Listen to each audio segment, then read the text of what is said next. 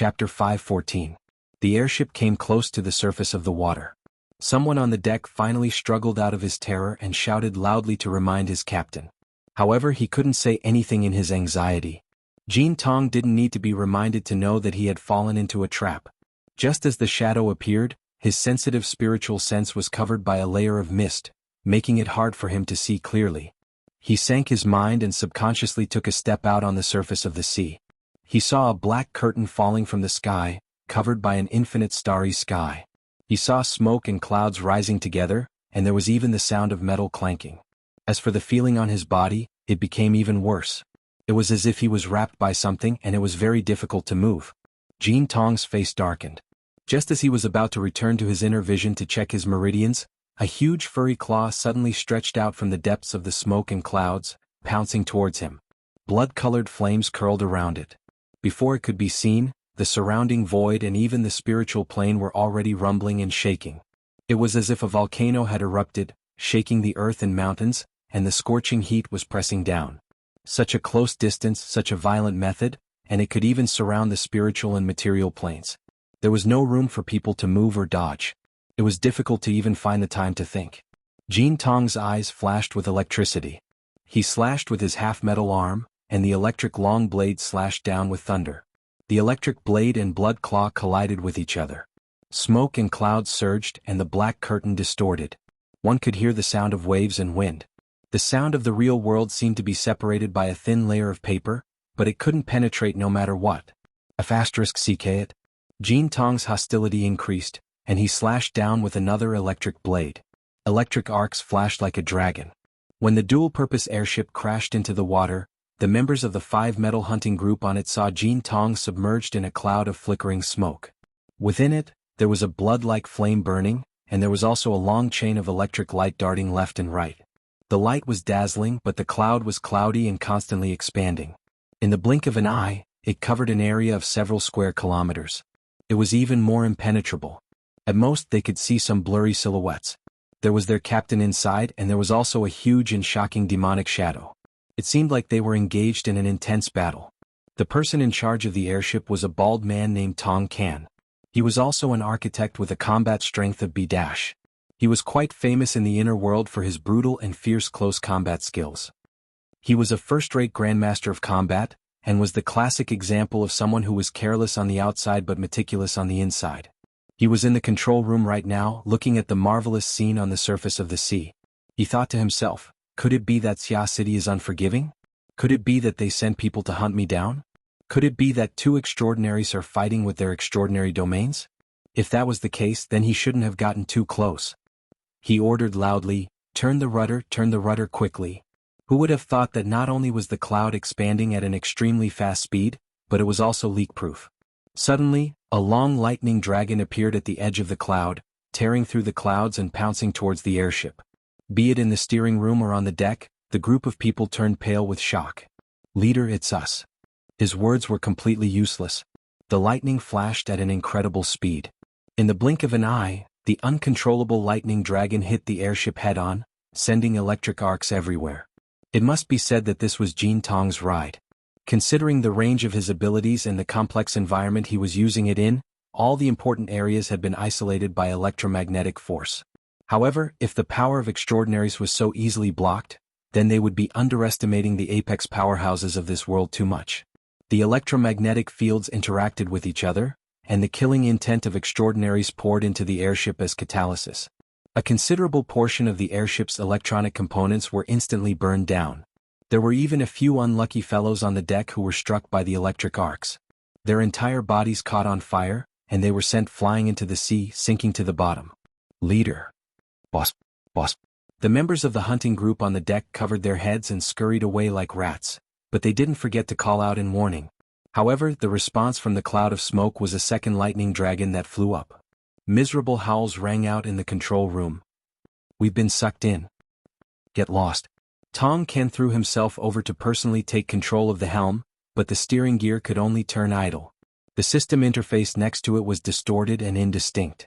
The corresponding powerful electric and magnetic fields exerted their effects at the same time, causing the airship structure to warp violently. At the same time, the people on the airship were also warped. This was the destructive power of extraordinaries, but how did it end up on their heads? In the control room, Tong Ken was in a daze from the fall. He didn't know how many pieces of equipment had been crushed under his body. As he struggled to get up, his body suddenly stiffened. He could clearly hear the sound of violent panting. How familiar was that sound? It was clearly his leader's voice. He raised his head in shock, but he didn't see anyone. Instead, he saw that the airship had at some point entered a dark and chaotic area. It was lost and he didn't know where it was going. The next moment, the electric arcs were as majestic as the sea, instantly submerging the airship. Huff, huff, huff. Jean Tong's breathing became increasingly heavy and his mind buzzed. Fortunately, his thoughts were still flowing. Was he dead? Would he still be alive? He wasn't pessimistic enough to give himself a definite answer. He just wanted to know if the sanguine ape behemoth that he had killed 7 times in a row would come back to life. After falling into the dark veil of smoke, he thought that he should fall into an extraordinary domain like the logic world. The domain of constructing spatial faults was a very popular direction. Luonan. It was Luonan, right? The domain he constructed was very low level, and its stability was terrible. It even exposed a few laws and foundations. Luonan could faintly examine its framework. It was simply an incomplete embryonic form. Jean Tong didn't have any thoughts of looking down on Luonan. He just looked down on Luonan, who had inexplicably fallen into a trap. What kind of trash was he? He felt that he had already overestimated this mental genius, but reality was even crueler. He didn't know where Luonan got this monster from, but its offensive power was absolutely strong. There was clearly some sort of resurrection ability within this smoke. Jean Tong beheaded it again and again. He tore it to shreds, but it always reappeared within a mass of bloody light. Its strength didn't seem to weaken at all. Alright. Frankly speaking, compared to the resurrection of the sanguine ape, this smoke, this starry sky, this black veil, this shadow, this powerful enemy. Where did it come from? Who did it change to? These were the big questions that pressed down on one's heart. Jean Tong impatiently wanted to understand how this domain worked. He wanted to know where the specter that was reflected in the lake of his heart came from.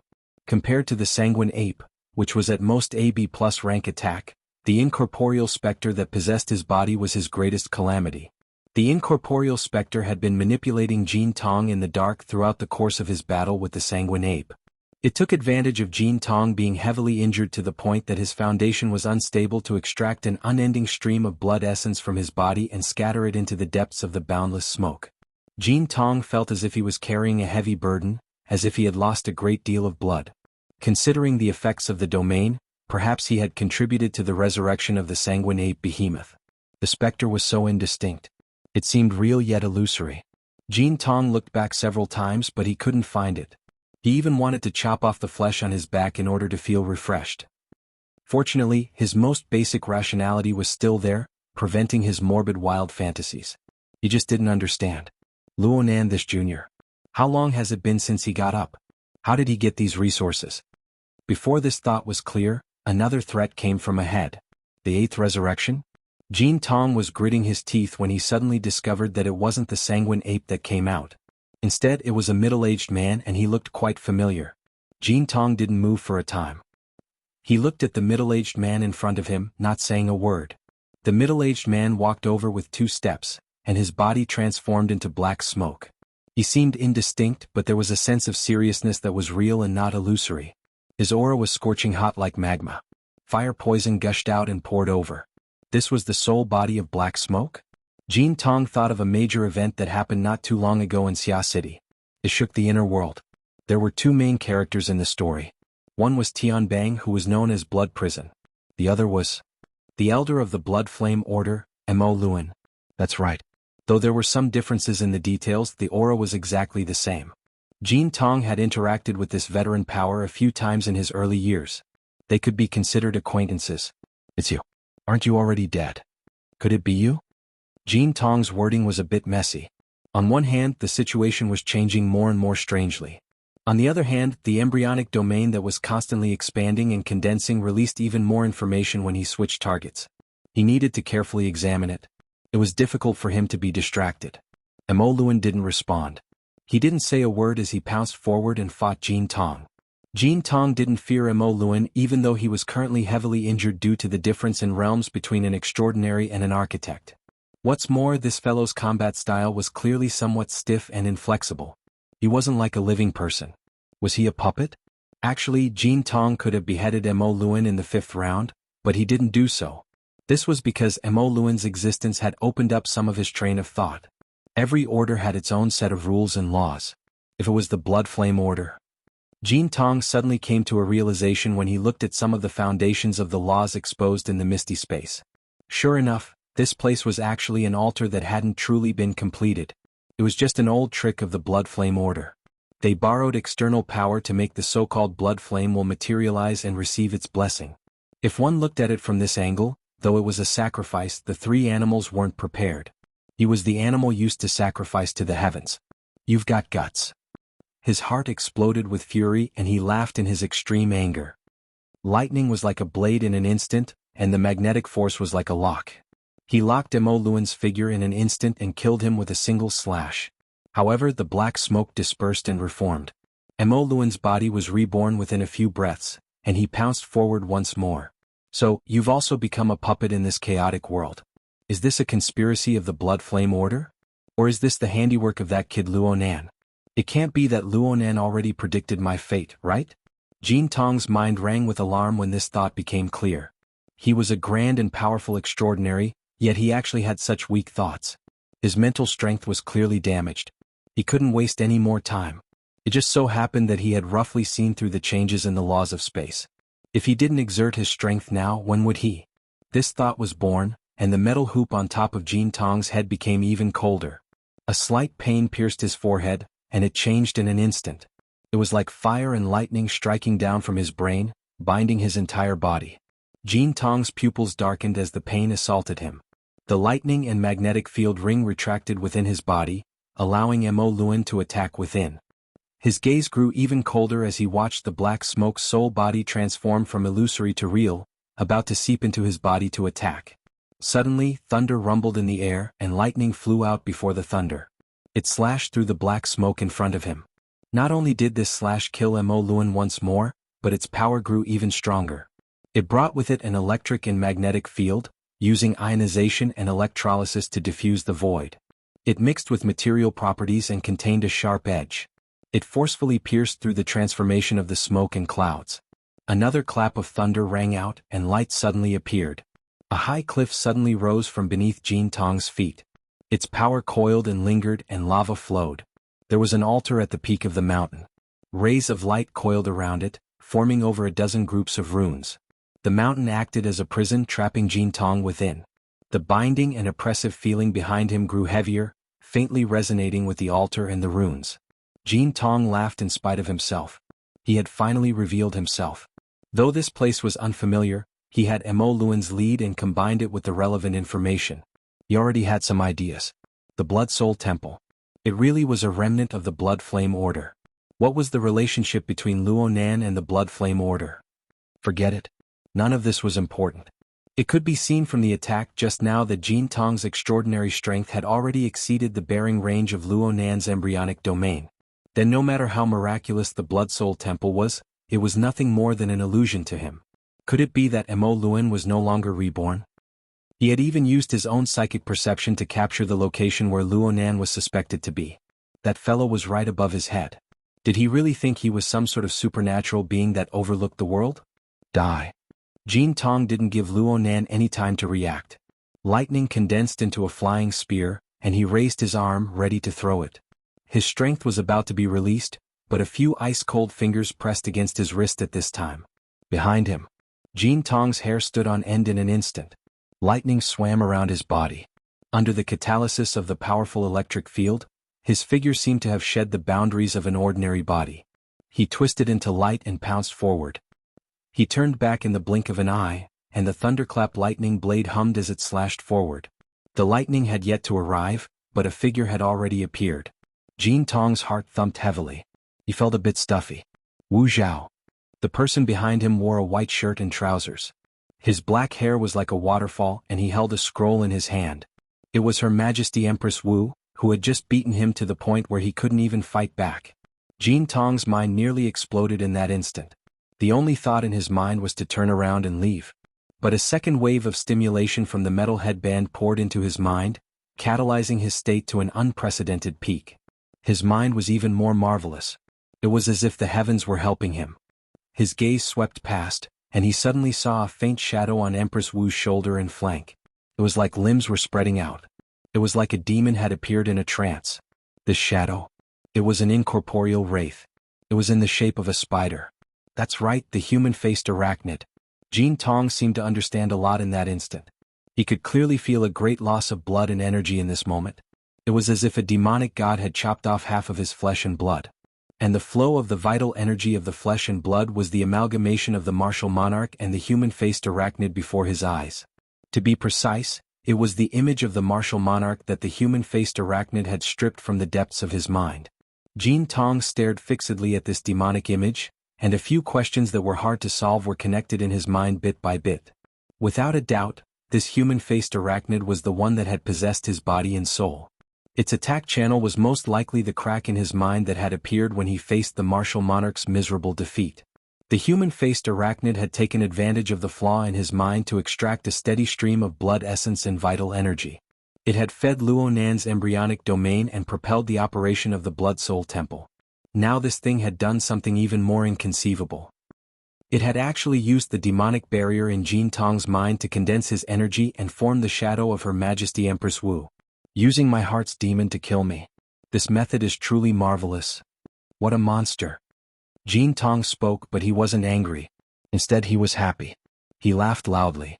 In the end, Luo Nan is still a junior.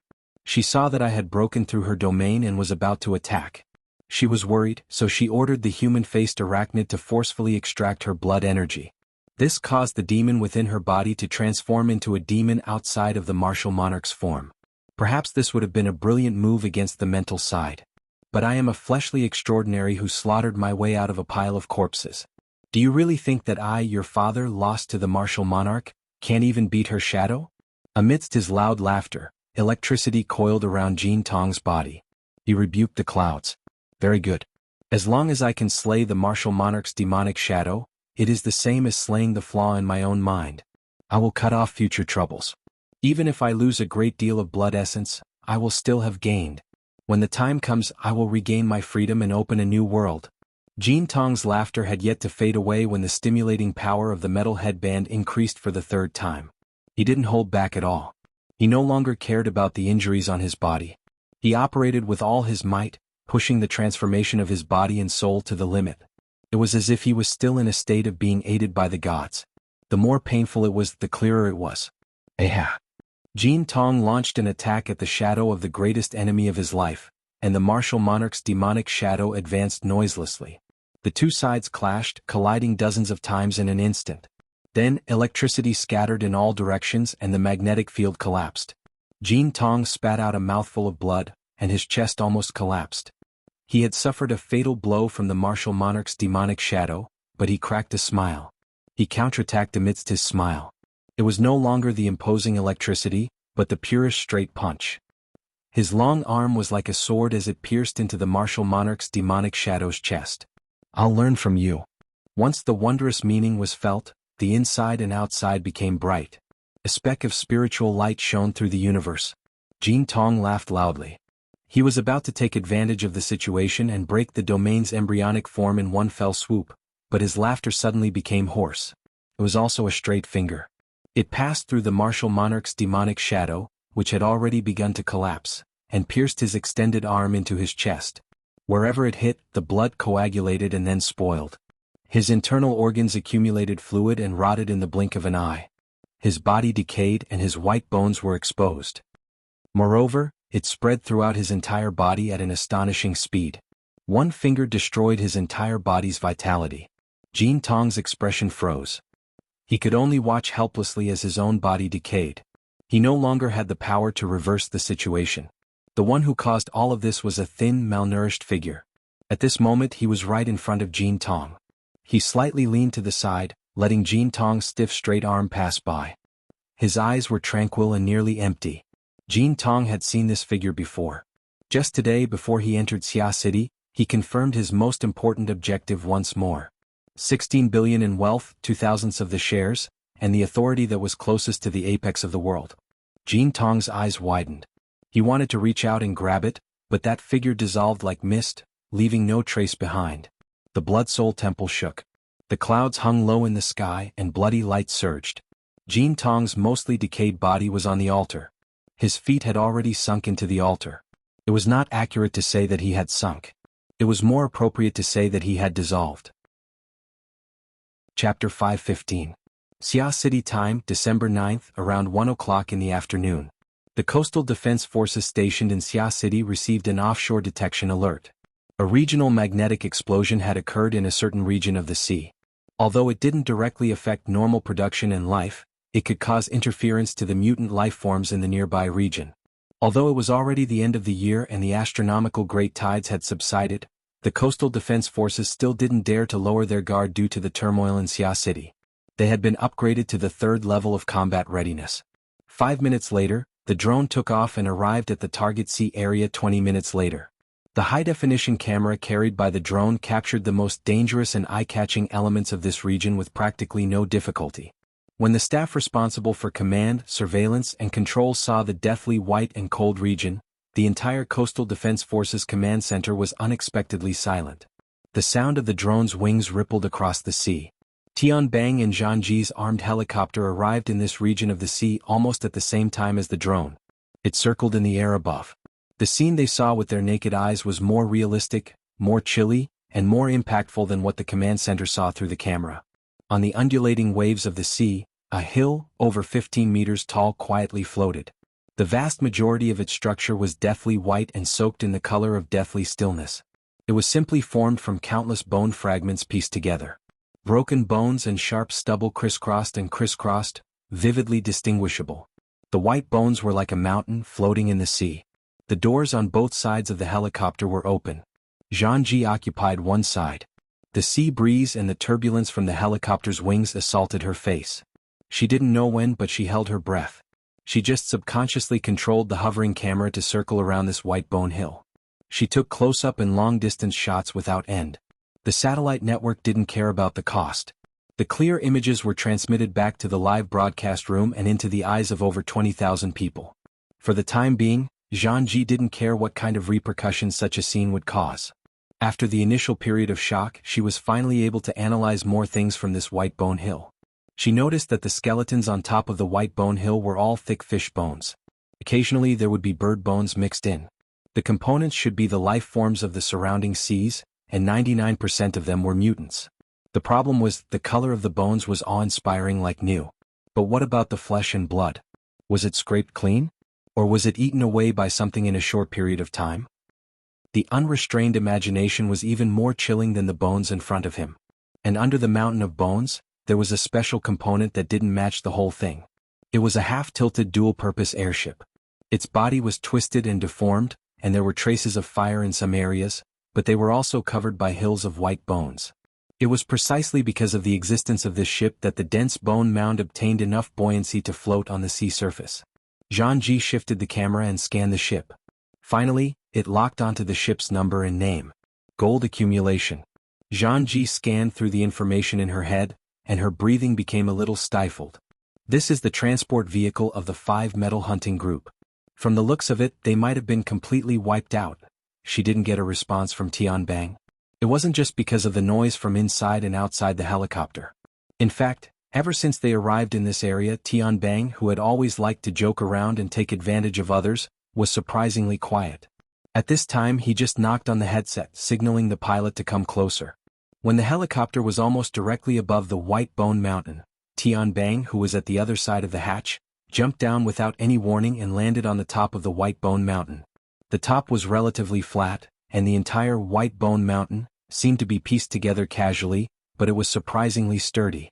The entire white bone mountain didn't move at all even after Tianbang jumped down. There was such a thing? Seeing this, Zhangji also wanted to jump down, but just as she moved, she saw Tianbang waving at her, stopping her. Was there any danger up there? If it was just danger, Zhangji wouldn't care. But on top of the white bone mountain, Tianbang's expression was unprecedentedly stern and grave. It directly stopped Zhangji from challenging his patience.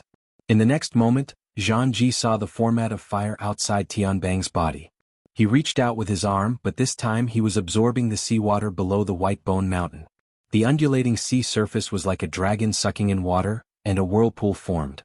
A stream of water directly rose up and went straight to the top of the white bone mountain. Another stream of water flowed from bottom to top, submerging the bottom of the white bone mountain and the foundation of the ship. The seawater rose and fell, instantly washing the white bone mountain. On the mountain, the cracks in the bones and the holes in between had water flowing up and down. What was Tianbang doing? Zhang Ji didn't understand. There were countless ability users watching the live broadcast right now, and they had the same thoughts as Zhang Ji. However, Luonan didn't care about their discussions and debates in the live broadcast room, the forums, the chat group and various other channels. Luonan was sitting in the waiting area of Xia City's administrative hall right now. Since it was Sunday, most departments weren't working. There weren't many people here. Qin Ikuan, who was in charge of security, was very idle. He held a flexible screen and watched the live broadcast. The display showed the white bone mountain in the open sea, as well as the trajectory of the surging water. Luonan only scanned it twice, closed his eyes and pondered over his own matters. He was a participant, the leader, and the manipulator of this entire situation. He was also the true winner of today's bountiful profits. Even though it had been some time since the matter, he still needed to calm his mind and straighten out his subsequent train of thought. Yes, he had used his own various resources to successfully behead Jin Tong. This was an amazing accomplishment. And the core thing that allowed him to realize this accomplishment was the altar frame that he and the Wraith Sign had constructed together. It could be called the Beast Fighting Arena. In the marvelous space constructed by the order frame of formatting theory, Luonan was the controller. He had always been playing a game of balance where there were gains and losses, Luonan had experienced something similar before. At the time, the Wraith Sign and Ruewen had exchanged pointers on the altar. They had risen in level at the same time, ultimately prompting the awakening of Ruewen's supernatural powers. Another time, the Wraith Sign had crossed space to confront the human-faced arachnid of the Order of Justice. Through these two experiences, Luonan had a general understanding of the operating rules of the altar. As long as one maintained self-will here, one would be able to borrow the power of the sacrificial offering to ascend and break through. One was bound to gain something here. But at the same time, those who stepped onto the altar were sacrificing themselves in order to comply with the ultimate rule. The winner takes all. The loser withered and perished. And relative to the rules, the only people who had special privileges were Luonan and the Wraith Sign. The Wraith Sign was the provider of the altar frame. It possessed the most cunning instinct to utilize the rules. Even if it failed, it could find a scapegoat. The Wraith Sign was the one. Luonan was the controller and supporter of the altar frame. Naturally, he surpassed the Wraith Sign. He was the one. But for now, Luonan was a person with special privileges. He was still fumbling with his own rights. He profited from this and received offerings, but he could not determine victory or defeat between the sacrificers. Right now, the only thing he could control was deciding what the sacrificers could offer and what they couldn't offer. What they could obtain and what they couldn't obtain. For example, though I know your pockets are rich, I don't want money. I only want your fingers. I also know that you are very hungry, but I won't give you food. Instead, I will gift you with beautiful clothes. And so on. Luonan was adjusting throughout the entire battle. He constantly increased the consumption of Jin Tong's flesh and blood according to Jin Tong's state. This allowed Jin Tong's thoughts to grow clearer and clearer, but it also consumed a great deal of mental energy. He maintained the balance of the rules of the altar, but he imposed the imbalance of demands onto Jin Tong's body. From this, he controlled the overall situation. Of course, the most fundamental rule of the altar was that the winner takes all. If Jin Tong really made it through this hurdle, Luonan would have no way of stopping him from soaring to the heavens. In reality, one really couldn't underestimate the wisdom and accumulation of any extraordinary. Jin Tong really was going to succeed in the end. However, Ruewen appeared just in time. Jin Tong's spiritual awareness broke through the barrier, and his flesh and energy were completely exhausted. She dealt a fatal blow. Everything that Jin Tong had was completely obtained by the side that Luonan supported. Right now, the bright imprint that came from Jin Tong's body was climbing up the mountain of the Blood Soul Temple. It passed through the stone forest and the lava lake. Even though the strange energy was melted away, it was unharmed. It passed through the courtyard and the garden. Though the shepherd's imprint was left behind, it did not stop this object. Then there was the third level of the cave. The stone statues of the mushed-mouth ape and Emo Luan were already placed here. This was also the place where Luonan could most easily mobilize his combat strength. However, the bright imprint didn't stop at all. It clearly didn't match this cave. This speck of wondrous bright light followed the shape of the mountain of the Blood Soul Temple, winding and lingering. It rose bit by bit along with the flowing lava, all the way to the 4th level. When it reached the group of buildings that resembled temples and halls, it broke away from the flow of flames and entered this place. They were truly on completely different levels. Luonan more or less grasped some of the changes in the levels of the Blood Soul Temple. The first level of the Blood Soul Temple was the stone forest and the lava lake. It was a place to digest foreign strange energy. The second level was the stone garden. The shepherd's imprint was stored there. It could barely be considered a place for guests. This was because the few members of the Blood Flame Order had yet to complete the construction of the Blood Soul Temple. It was not easy to control them. Who would have thought that Luonan possessed the power of hell in this world? He borrowed the control of the human-faced arachnid to forcefully take down the Blood Soul Temple? As for the third level of the cave, looking at the stone statues of the mushed-mouth ape and the Luonan stone, it should be used to store the imprint of the architect. The 4th level of the temple hall was confirmed to be used to place the imprint of extraordinaries. Jin Tong was the first resident of this place. Then the 5th level was given to the legendary Blood Flame Will. Next was the 6th step, which was the internalization of the Blood Flame Will. What was to be done? Luonan was unable to analyze the deeper level of theory for a time. He discovered that the temple hall of the 4th level had a complex structure with courtyards arranged in rows. In fact, the inside was completely empty. Jin Tong's bright imprint entered this place and arrived at a hall to the left. There was a vague structure of rooms and the like outside the hall. But that was all. Luonan thought back to the cave on the 3rd level. There were several faceless stone statues. He just needed to wait for the imprint to connect and fill the place with bloody light. Then there would be a supernatural phenomenon. However, there were no statues within the hall of the 4th level. Everything within the rooms was empty. The bright imprint was located in the center of the hall. It was lonely and pitiful. Chapter 5:16. In the fierce battle with Jin Tong, the 2 puppets in the grotto had put in a lot of effort. The mushed-mouth ape had been killed 7 times in a row. If he were to change his name every time he died, he would be called Yuan Jiao now. There was also Luonan.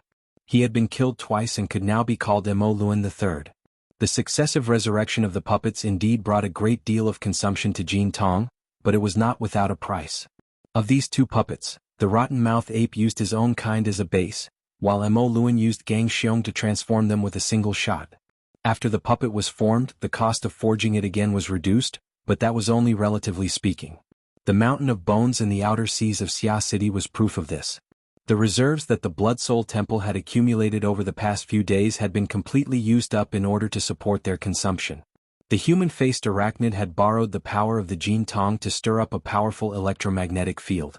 It was also a soul-sucking lure. It had practically slaughtered all the sea creatures within a radius of 200 kilometers. Only then was it able to barely support the Blood Soul Temple. Oh, there were also those unlucky bastards from the 5 Metals hunting group. Actually, if Jin Tong could calm his mind a bit, or if he could kill the mushed-mouth ape and Luonan a bit more fiercely and quickly, he could kill 2 more rounds of the human-faced arachnid before it could successfully transform into an external demon. Then perhaps Luonan really would have lost all of his corrosive light. Victory and defeat were separated by a thin line. However, the person who replayed the battle could only be the one who was alive.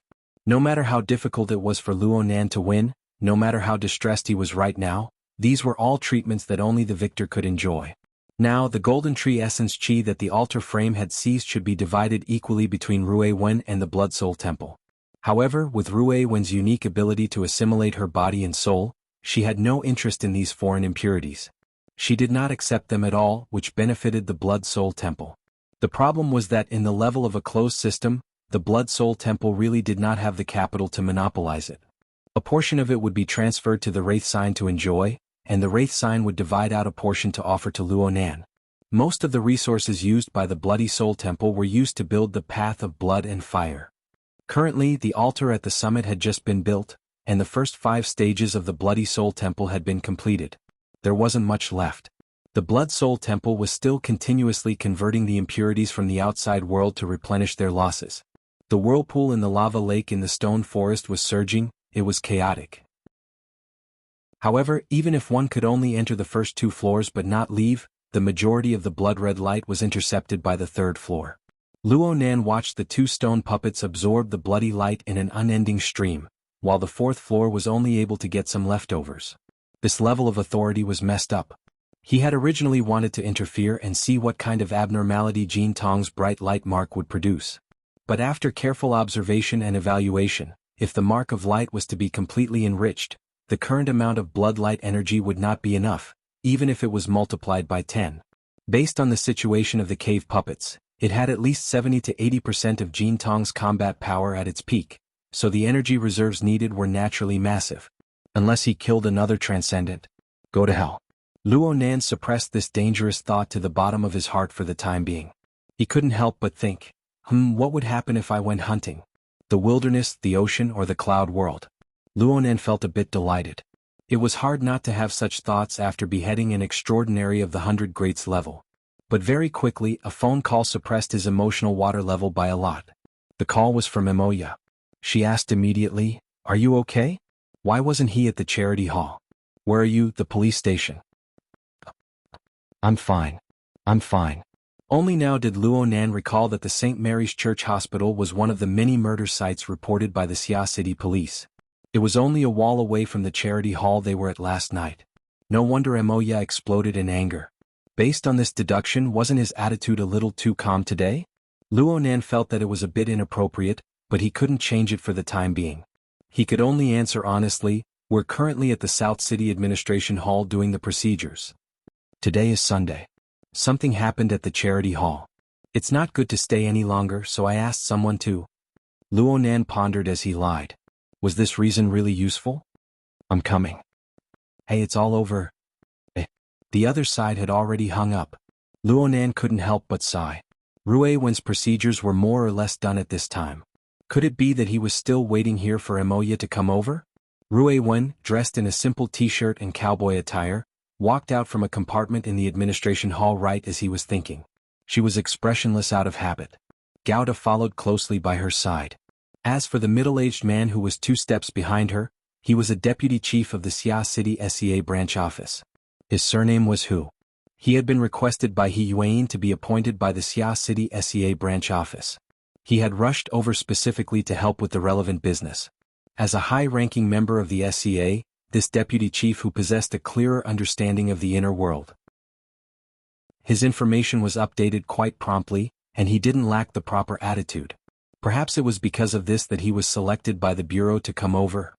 Look at his expression. In any case, it wasn't natural.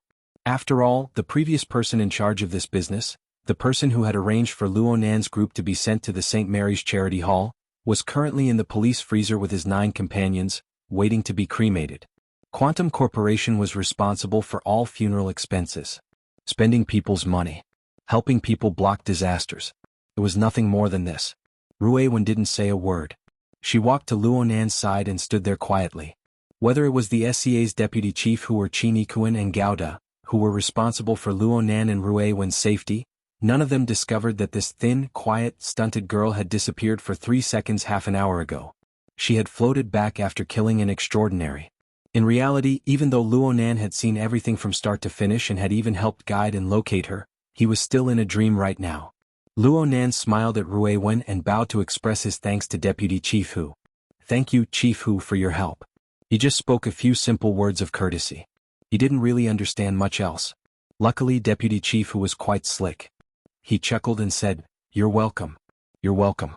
According to Mr. Luo's request, this child's relationship has been transferred to the Forest Wall District's Lan Town Welfare Institute.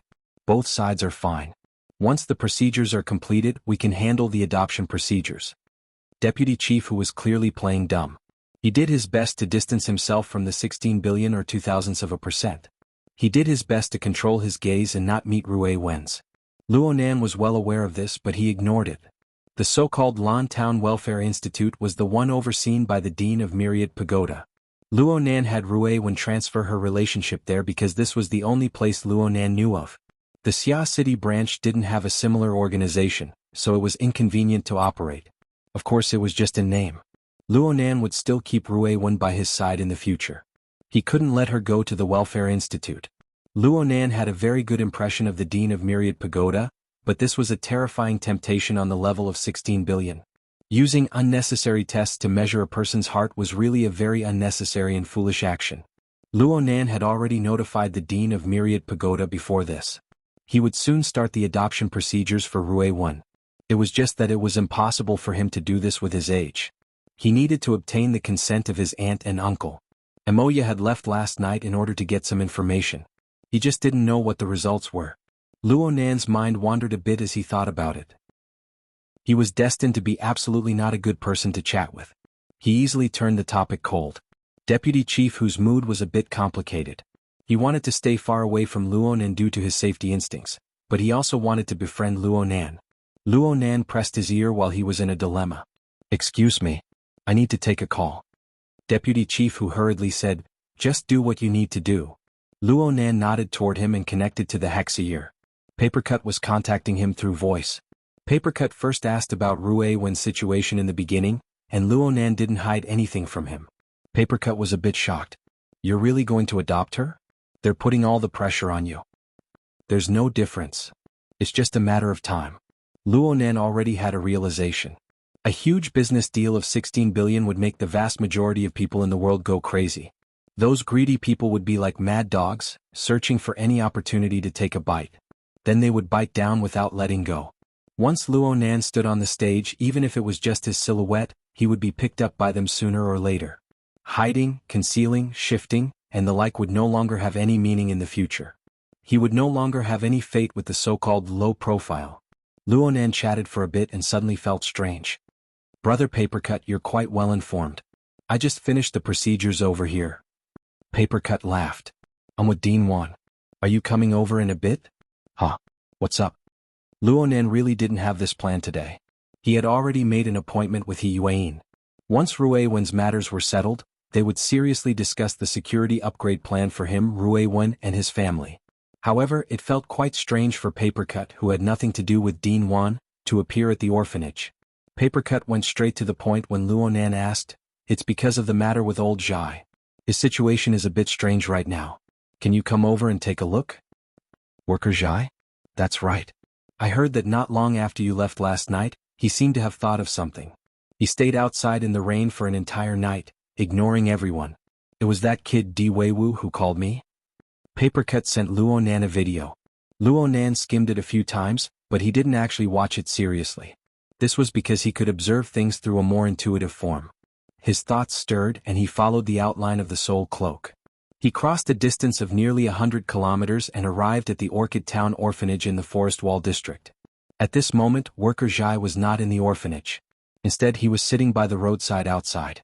There was a relatively regular stone under his butt, and his body was like a statue as he stared blankly at the freezing rain that was falling from the gaps between the buildings. In front of Worker Zhai, the abandoned driveway that ran through the River Wu District, Forest Wall District, and Trigate District was already covered in thin ice. The bandits on the road had also quietened down. Luo Nan frowned as he observed Worker Zhai for a moment. His initial judgment was that Worker Zhai was in a state that seemed to be calm yet wasn't. It was a bit like an epiphany. The breadth and depth of Worker Zhai's processing of information should have increased. Dean Wan and I both feel that old Zhai has entered some sort of state of enlightenment. However, it's hard to say what he's comprehending. This is a matter of the spiritual domain. You're an expert and you've been close to Zhai Yunxing recently. Do you have any guesses? When did I become an expert? Luo Nan shook his head.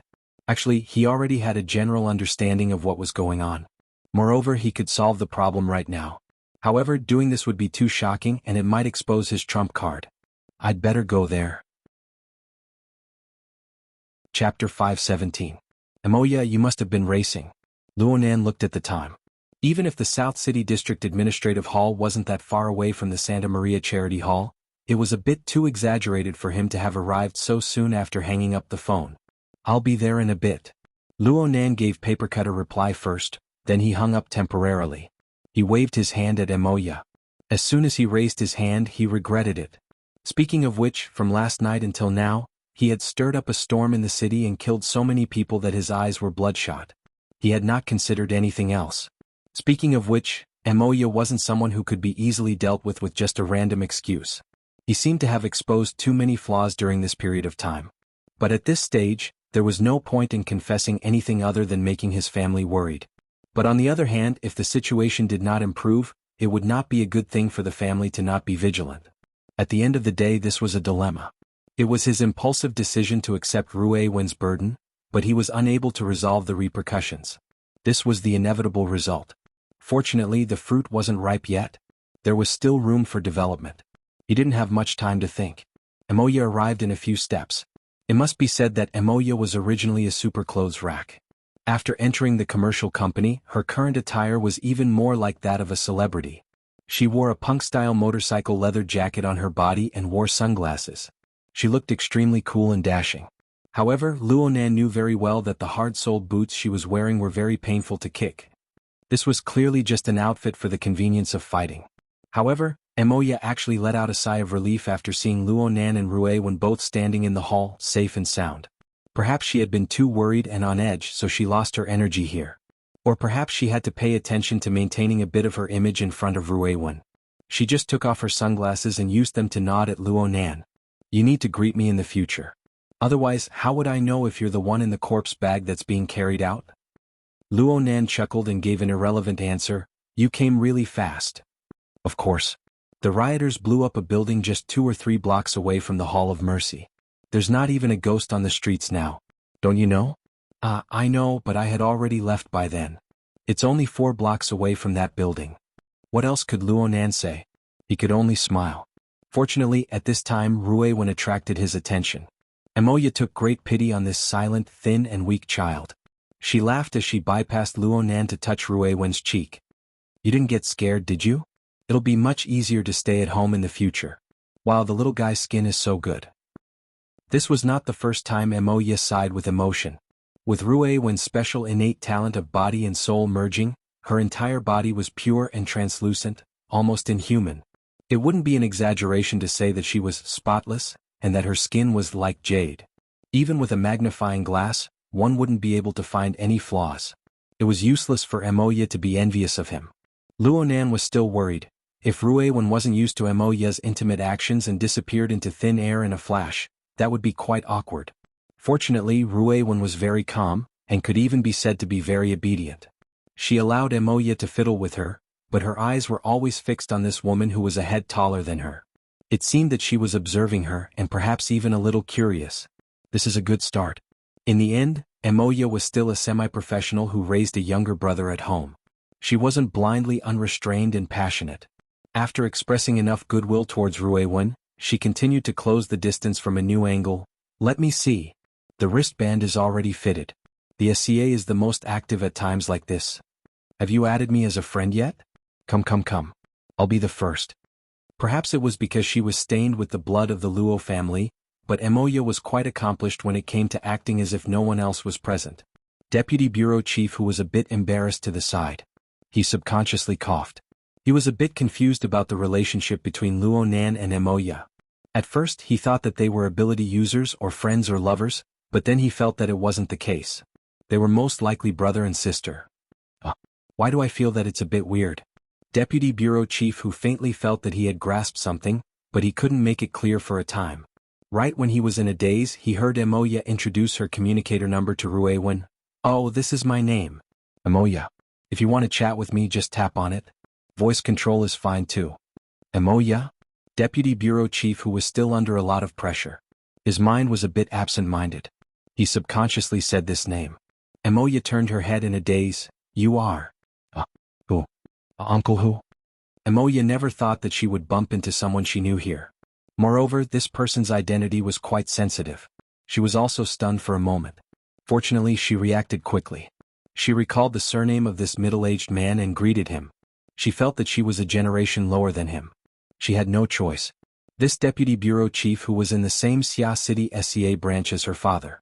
Even though they weren't under the same command, they were still on the same level. She had met him a few times during the internal family parties of the branch. She had even been half-truthfully mentioned as a partner. Oh my, it seemed that her mouth had been slapped just now. Emoya pondered in her mind, but her face had a brilliant smile. "Uncle Hu, why are you here? Aren't you resting today?" Deputy Bureau Chief, who only knew how to laugh dryly for a time. His mind was a bit muddled in that instant. He looked at Emoya, then he looked at Luonan. Finally, through a certain nerve in his brain, he connected the two domains that didn't belong to each other. He connected the two siblings before him together. Bullshit authority of the inner world.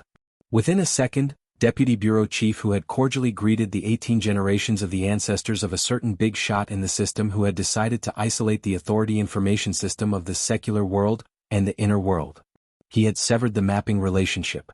He had also given an important explanation on the family relationships of this big shot. Did the PR company of the inner world cheat on your wife?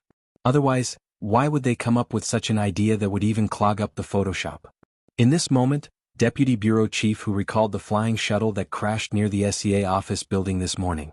Extending his line of thought a bit further, he suddenly had a reasonable explanation for the 4 unidentified deaths in the machine-operated cafeteria of the Bible Corporation, the wife of a certain high-ranking employee of their branch.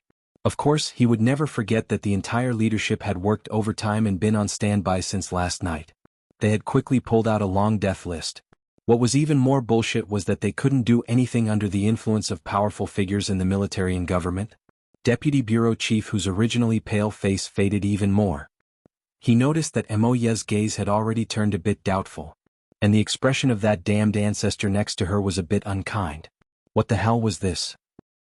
Deputy Bureau Chief, who used his decades of ruthless work experience to instantly deduce the most likely relationship state between this pair of siblings and their family. Then a smile blossomed on his face. Oh. It really is you, Emoya. You're a big star now. Then this is the one from the Hai Hang family.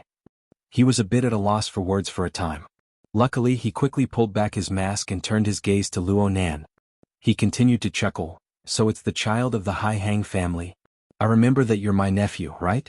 We've met before, but you were too young back then. You were also very shy. I didn't recognize you at all today. If I had known about this relationship earlier, I wouldn't have needed Mr. Gao to introduce me. You could have just told Hai Hang to let me know. Luonan blinked and put on a smile. I'm sorry, Uncle Hu. I'm sorry about what happened just now. I was young back then, so I didn't remember it clearly. I didn't dare greet you. The two began to chuckle together. The atmosphere was quite harmonious. However, Emoya's gaze cut back and forth between the two's faces a few times. Her meaning was very clear. Are you King kidding me? It must be said that Deputy Chief, who was a veteran actor. This bit of improvisation shouldn't have been a problem for him. However, his condition today really wasn't that great. His performance was a bit stiff. As for Luonan, there was no need to even mention him. Deputy Chief, who also knew that saying too much would only lead to more mistakes. He puffed out his belly and laughed. The matter has been settled. We've gotten to know each other again. Originally, I should be treating you guys to a meal as an elder. Oh, the timing isn't right. I still have some things to do over there. I'll find some time later. Having said this, he braced himself and revealed a smile towards the legendary 2000s of a girl. This little fellow is quite clever. Your family has gained another piece of good fortune. Hold on. If I say these words, won't someone think that I'm mocking him? Deputy Chief, who felt that he already didn't know how to speak. Luckily, Emoya had a certain standard when it came to the ways of the world. She immediately smiled and bowed. This is all thanks to your help, Uncle Hu. My family will definitely hold a feast to thank you later. Please do come. Okay. Deputy Chief, who made up his mind. He was going to leave Xia City right now. He was going to book a plane ticket immediately. It didn't matter where he was going. Even in a state of emergency, a leader should theoretically be on duty 24 hours a day. But wouldn't it be fine if he gave up his year-end bonus this year? Emoya watched Deputy Chief Hu walk out of the administrative hall in a hurry. She gazed at Luonan, then her gaze swept over Qin Ikuan and Gauda. She suddenly smiled. Excellent. As the saying goes, a scholar who has been away for 3 days must be looked at in a new light. My boy, your current social circle is quite spectacular. Go back and tell Mom. She'll definitely be very happy. The corner of Luonan's eye twitched. I'm in high school after all. Emoya lowered her voice a bit. Really? You've put down your previous work? You don't have any problems with your funds, right? Luonan was stupefied when faced with the biggest benefactor of his life. But he could only shake his head right now. He understood in his heart that it wouldn't be that easy to get through this time. Who knew that Emoya would raise an eyebrow and change the topic? The procedures are done. Are you going home? I'm going to take Rue Wen to the orphanage to perfect the procedures. Do you want to come with me? Luo Nan took the initiative to invite her, but Emoya unexpectedly refused. She put on her sunglasses and shook her head. I have a schedule tonight. I should go meet up. You guys just pay attention to your safety. No problem. The group of people walked out of the administrative hall like this. Emoya had just bought a red sports car a few days ago. She smiled as she gave Rue a light hug. Then she nodded goodbye to Chinikuin and Gouda before getting into the car. The car window slid down. Only now did she hook her hand at Luo Nan. Luo Nan walked forward and bent down to look at her. Emoya's eyes stared over from behind her sunglasses. I've always believed that people without ideals are trash worse than dogs. But don't make me regret supporting you. Luo Nan was silent for a second before spitting out a word, I won't. Her voice was faint, but it was clear and distinct within the classic rumbling noise of the sports car's engine. Chapter 518. The jeep started moving. It first headed south, circled around the Huanhai Highway, and headed toward the Western Forest Wall District. Luo Nan received Emoya's reminder in the car. He gave his aunt a call. The outside world was in a state of chaos. He had to report that he was safe no matter what. The call didn't last long. It ended after a minute or two. Everything was normal on the phone, but Luo Nan couldn't help but stroke his brows. He didn't know when his brows had become knotted. It must be known that the entirety of Xia City was under the surveillance of his soul cloak. Luo Nan poured his thoughts into it, and no changes in the situation at home could be hidden from his eyes. Luo Nan's aunt and uncle were sitting in the living room at home right now. The two were silent. Luo Shuqing had been fiddling with the wristband on her wrist the entire time after the call ended. Her expression could be described as calm or repressed. She wasn't as calm as she appeared on the phone. As for Luo Nan's uncle Mo Haihang, he was sitting to the side. He was hugging his stupid black and thick mobile workstation, operating it. He even had an electronic cigarette in his mouth. Steam rose and it made a sizzling sound. This scene made Luo Nan think of the time when he eavesdropped on Luo Nan's uncle and aunt's conversation. They and Emoya. Where did their train of thought go? Luo Nan spoke subconsciously. He didn't want to hear an answer. He just wanted to calm his emotions a bit. Chinikuin, who was next to him, thought seriously for a moment. He replied, from Miss Emoya's behavior, perhaps she believes that your research results have been sold for a good price, or that you have a very powerful investor. Luo Nan was stunned for a moment. He turned his head. Chinikuin spoke softly, the research of supernatural powers has made quite a bit of progress in recent years. It also represents a certain trend. Therefore, there has always been a lot of active capital in the outer circles of the inner world. They will always set their eyes on some projects with potential. They will use all kinds of methods to invest in relationships in an attempt to get a share of the pie. Of course, once capital is injected, whether ability users or capital is the leader will depend on the specific situation and analysis. Luo Nan went, oh. Chinikuin's words reminded him of something similar. Octopus and Cragburst had told him about this before. Octopus had yet to finalize his latest thesis, but a pharmaceutical company had already come knocking on his door. They wished to jointly develop relevant targeted drugs. It was said that the VM agreement was quite considerable. In this sense, it was not impossible to say that Luo Nan's research results could be sold for a good price. This is a good reason. Luo Nan was a bit moved. If he could do more research on this and gradually transfer his situation in the inner world, it would not be a problem. Instead of letting the family's imagination run wild, it was better to guide them in a controllable direction. In any case, uncle and aunt's acceptance of this matter should be better than ordinary people who had no concept. He asked for Chinikuin's opinion. Brother Chin, what do you think about the topic research on targeting drugs based on formatting theory? Do you think it will work if you use it to attract investments? Chinikuin shook his head. I'm a layman. Luo Nan grew excited. I think it's quite reliable. Actually, there are projects. Brother Octopus's progress is quite good already. I can ask Sister Yuan to help draft up a plan later. As Luo Nan's accumulated power was released layer by layer and soared all the way, he already possessed a prominent position in the inner world. He also possessed the corresponding right to speak. All right. Perhaps it was his companions at the Xia City branch who were flattering him.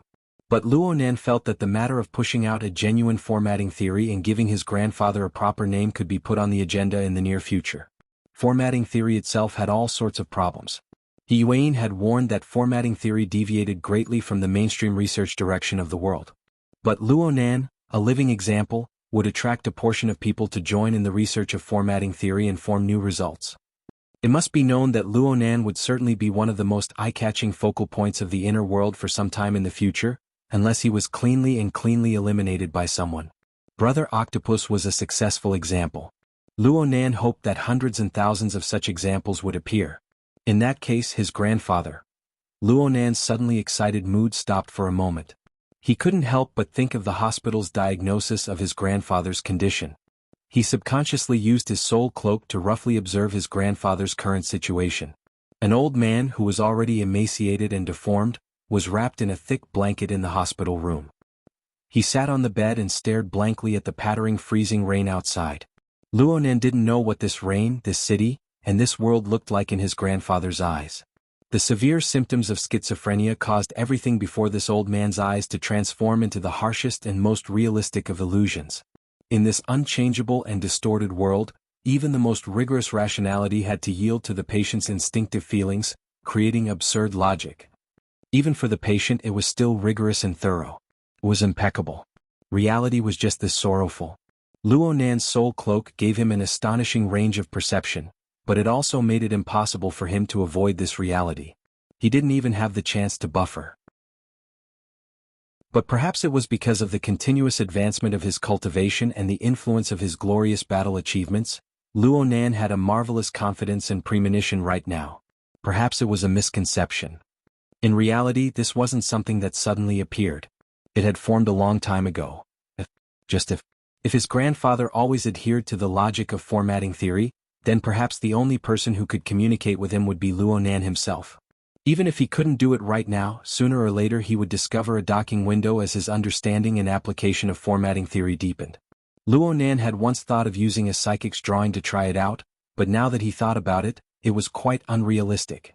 Due to the aggravation of his schizophrenia, the heavens knew what the drawing looked like in his grandfather's eyes. Only by truly connecting their minds could that tiny bit of possibility be unearthed.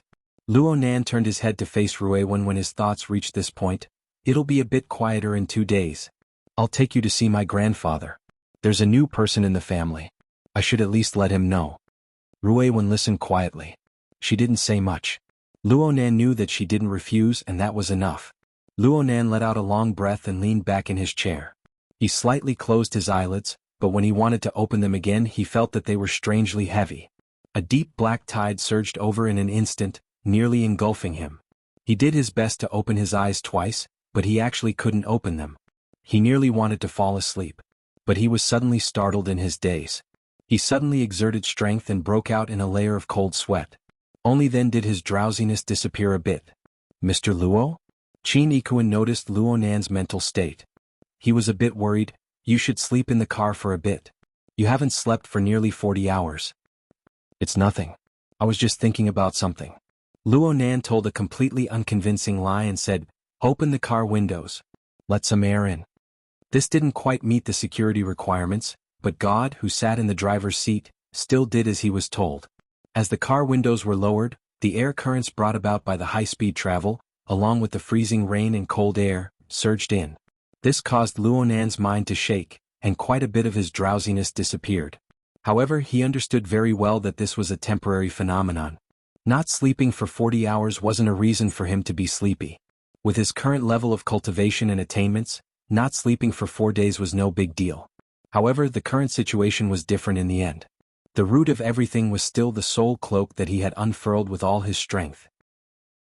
From Luonan's perspective, as long as the large production line of his closed system operated endlessly, the area covered by the soul cloak could endlessly expand outwards. The area covered by the soul cloak had already been pushed out nearly 600 kilometers, not counting the area on land. Moreover, it showed no signs of stopping. It was because of this that Luonan was able to accurately lock onto Jin Tong's position within the boundless ocean. He set up an ambush and killed this heavily injured extraordinary in the shortest amount of time possible. But the matter of expanding the range was the natural result of his closed system and his special interference method. It was just like stuffing things into a hard drive. The framework was there. It was a matter of course. Anyone could do it.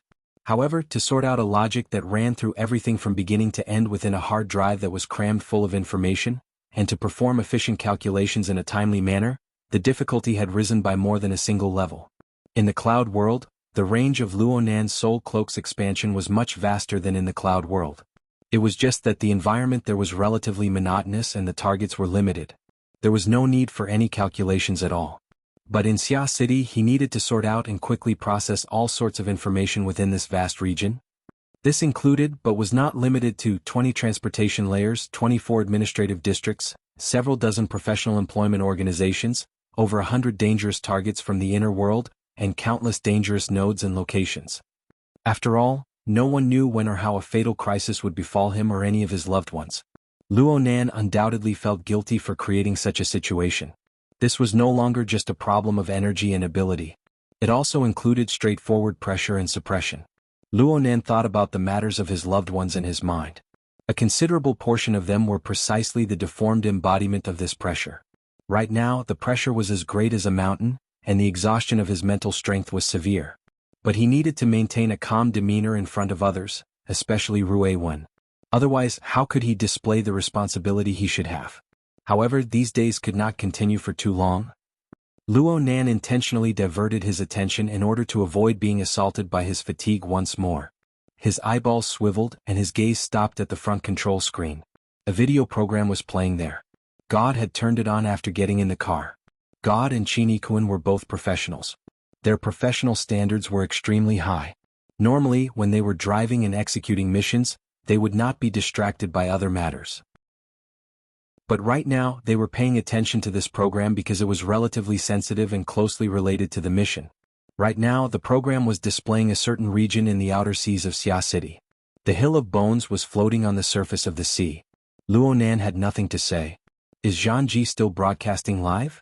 Qin Yikuan answered, right now she's only providing the live footage. The main point is still the analysis of the experts. God increased the volume of the program as he spoke and he transmitted the image to the audio and video system in the back seats. Without the stimulating, immersive scene, the appeal of Zhang Ji's live broadcast would drop by over half. Right now they were faced with this extremely topical topic, but there was no straightforward answer to the Hill of Bones. It was the turn of the experts from all walks of life to step onto the stage and display their talent for nonsense. It was reasonable to say that the most important question was who created the Hill of Bones. However, a large portion of the energy of the experts from all walks of life wasn't focused on this. Instead, they were focused on the accumulating gold beneath the Hill of Bones.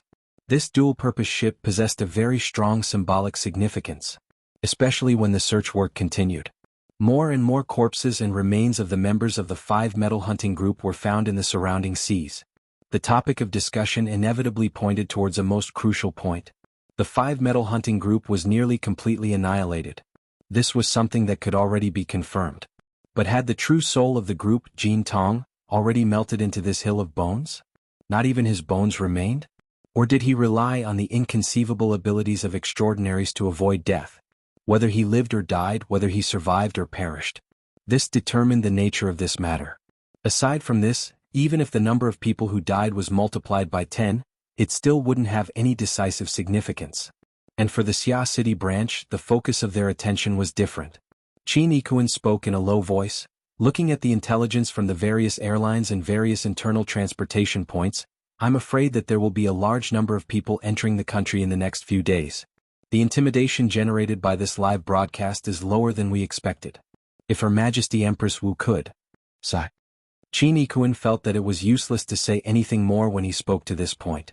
He shook his head and shut his mouth. However, Luo Nan already understood what Qin Yikuan meant. He shook his head as well, but the meaning behind Qin Yikuan's words was quite different. 16 billion. 2 out of 1,000. The vast majority of people will be tempted. But the ones who are tempted and have the power to act will always be a small portion. Qin Yikuan found Luo Nan's words strange.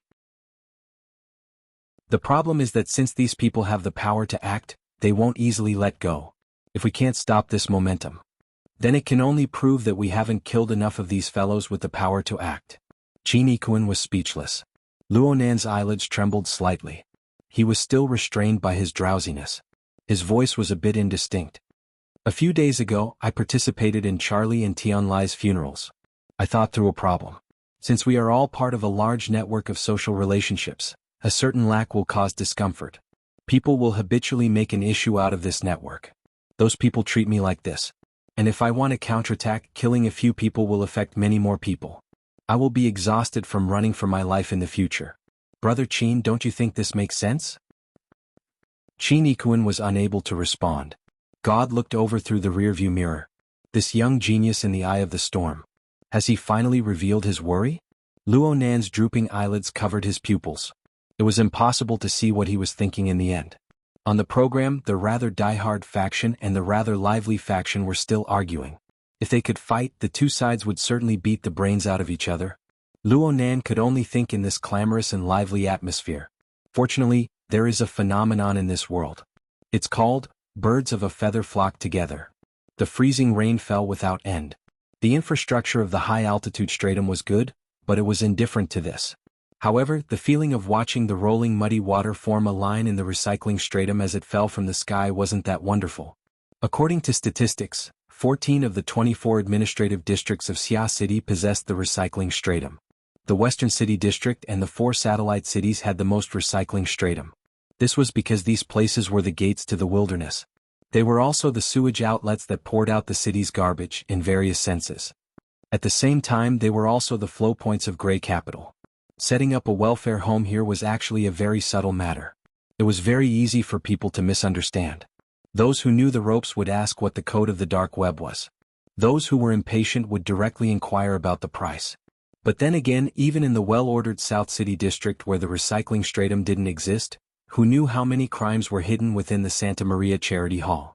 From this aspect, Principal Juan Pagoda overseeing the Lon Town Welfare Home had at least established a pure land.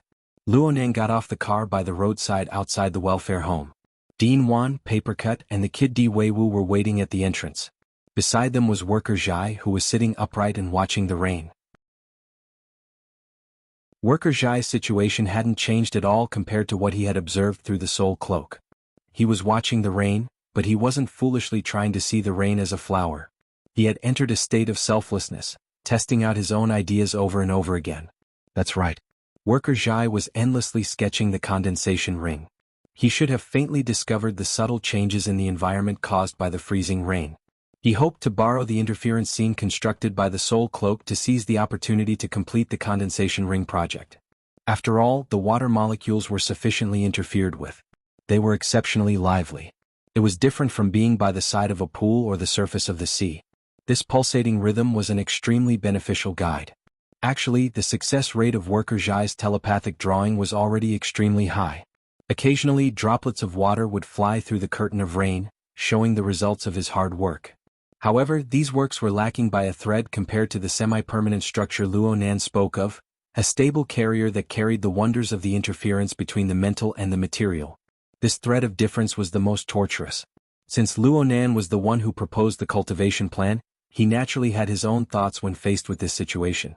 However, Papercut and Principal Juan Pagoda were both present, so he didn't act rashly. Instead, he asked for their opinions. The model you spoke of is reliable in theory, but it's lacking by a bit. Papercut also saw the doorway. He was a mental side awakened, so his general knowledge structure was much more solid than Luo Nan's. Today's environment is good and my state is good. If I can't even do this, it will be too hurtful. Juan Pagoda said, although the material nature doesn't conflict, it isn't the best point of focus. What? Papercut didn't understand. Luo Nan understood. Dean 1 means that the condensation ring itself isn't too compatible with the nature of Worker Zhai's ability. You're talking about mutual promotion and restraint. Papercut and Gao Tianshi had a good relationship. They had been together for a long time, so Papercut was a bit affected. This description had a very traditional flavor to it. Juan Pagoda actually expressed his approval.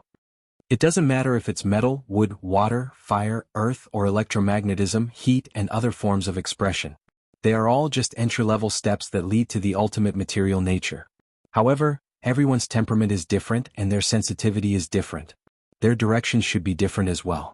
Old Zhai's ability is electron affinity. Could it be that he needs the condensation ring? Papercut cracked a joke that wasn't really a joke. Her Majesty Empress Wu probably doesn't have any in stock. Actually, everyone understood that controlling water molecules and controlling electrons was not something that someone at Worker Zhai's level could reach. When all was said and done, this ring and that ring were just handrails. They needed a relatively stable support in the material world, allowing the illusory soul strength to function and multiply. Hearing their discussion, Di Weiwu, who had been listening to the heavenly book all this time, suddenly sighed with emotion. The mental side is so troublesome. I'll just read scriptures with the dean. Hey Ruiwen, what's your ability? That's right. This little mischievous fellow was sighing with emotion because he wanted to strike up a conversation with Ruiwen. He wanted to probe her background. A new person had entered the orphanage without rhyme or reason. She was older than them by a head and she was a backdoor entrant. He couldn't help but be curious. Unfortunately, Ruiwen remained silent. She just stood quietly by Luonan's side. Luonan wasn't interested in children's tricks. He observed Worker Zhai's work from a close distance during the course of their conversation. He came to a preliminary conclusion. Worker Zhai's work was much more meticulous than his when it came to the condensation ring. The overall structure outlined by Worker Zhai's soul strength manifested the rigor and precision of engineering drawings. Luonan could see that Worker Zhai's outline seemed to divide the condensation ring structure into many fulcrums and boundaries. Worker Zhai broke it down into blocks and steps that could be pieced together. Luonan was enlightened as he watched for a long time. He gained a deeper understanding of the subtle details of the interference between the mental and the material. This method was undoubtedly the most labor-saving and optimal solution. But behind the precision was an unsustainable predicament. Luonan would probably never be able to experience this sort of feeling. Luonan admired Worker Zhai's meticulousness, but the situation was different now. It would be too much of a waste of an opportunity. He thought for a moment and silently stepped forward. He abruptly bumped into Worker Zhai, interrupting Worker Zhai's state of oblivion. Worker Zhai was stunned for a moment. He turned his head to look and saw Luonan simply sit on the ground, ignoring the dampness. He took out the split-page notebook that rarely left his side and turned on the flexible e-ink screen and drawing software. Rays of light shot out and diffused outwards, reaching the boundaries of the notebook. Luonan chose the rarely used three-dimensional drawing mode. He didn't hesitate at all. He simply put his pen to paper in the work area. The structure of the condensation ring was like a smooth donut. The center was empty, and the overall rules weren't complicated. However, this sort of three-dimensional curved structure was extremely difficult to draw by hand, compared to forming it with one's thoughts.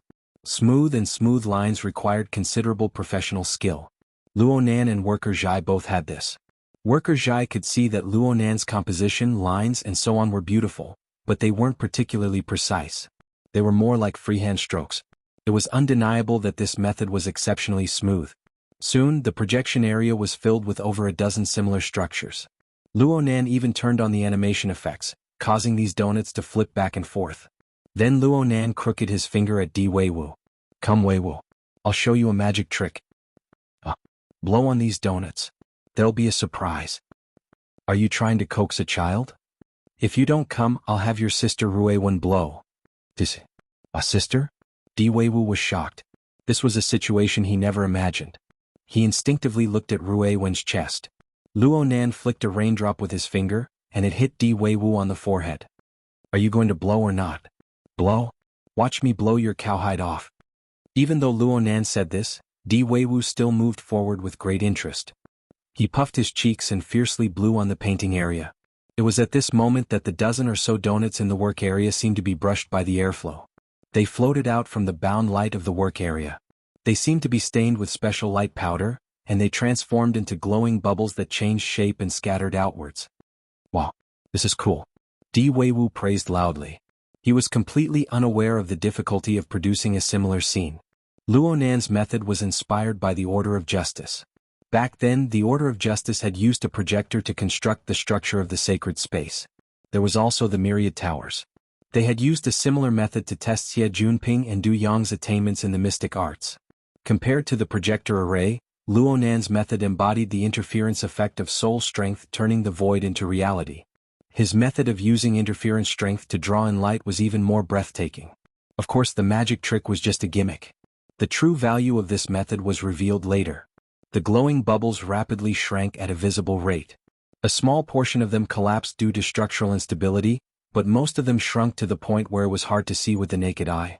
This was because the work area of the flexible screen was loaded with the glimmering energy of the glimmering screen. It released rays of light that were like the eye of a needle. 2 seconds later, these rays of light transformed into resplendent pearl-like light. This was because the structure of the condensation rings had successfully gathered water molecules. The water droplets refracted light. Chapter 519. This was all Luonan could do in regards to Worker Zhai's leap from 0 to 1 of the Dragon's Gate. Perhaps turning Worker Zhai into a member of his closed production line would greatly speed up the process. But what was the point of this pointless efficiency? Luonan patted Worker Zhai on the shoulder and stood up. After a slight hesitation, she stuffed the notebook in her hands into his hands. Perhaps the randomness of pure craftsmanship would help Worker Zhai struggle out of his excessive pursuit of precision. Worker Zhai raised his head and smiled at Luonan. He was not polite. He picked up the digital pen and began to draw up and down in the working area of the drawing software. Disregarding everything else, his body language was much more relaxed. Luonan shifted his gaze. Brother Papercut, don't just sit around. You've also trained in the condensation ring. Come over and talk to Worker Zhai. Papercut had been looking at the translucent water droplets penetrating the curtain of rain in a daze. After he came to his senses, he spat. Only a ghost has ever practiced it. Cough. Even if he did, it would be for fun. Though he said this, he still came over obediently. He sat in Luonan's previous seat and watched Worker Zhai draw. At this moment, Di Weiwu had also recovered from the excitement of witnessing mental magic with his own eyes. His eyes were shining and he had an expression that said, I don't understand it at all, but it's so interesting. Someone hurry up and teach me. However, he had just expressed his disdain for this sort of cultivation method. In the end, he didn't have the face to spit it out in a short amount of time. He simply made his way between his godfather and Papercut, staring closely at Luonan's loose-leaf notebook. He wanted to find a possible mechanism within it. Since the three of them were together, Luonan no longer disturbed them. He smiled at Dean Wanta and said, let's go through the formalities. Luonan was talking about the continuation of Rue Wen's relationship transfer. Actually, it was more or less done in the administrative hall. Luonan was just saying this to give Worker Zhai some space and to chat with Dean Wanta. Forget about the procedures. I think what you should do now is to have a good sleep. Dean Wanta's words were almost the same as Qin Ikuan's advice in the car. Obviously, Luonan's exhausted appearance had reached the point where everyone could see it. At this moment, Qin Ikuan nodded at the side, expressing that Dean Wan's words had deeply resonated with him. Luonan grinned, but he didn't say much. He led Rue Wen inside. Wanta stopped persuading him and directly called the nanny of the orphanage to complete the last part of the procedures. It took a total of 5 minutes. At this time, Worker Zhai and the others had not made any breakthroughs. Luonan could not come and go in a hurry, so he stayed in the reception room and chatted with Wanta. Rue Wen sat quietly by Luonan's side. Qin Ikuan wandered around the room, appreciating the first-rate design effects. Luonan could not help but let out a yawn in the time it took to say a few words. A black tide surged before his eyes, and his mind grew more and more absent-minded. Just now, when he had helped Worker Zhai change his train of thought, he had boosted his spirit and gotten a little excited. Now that the excitement had passed, he felt even more tired.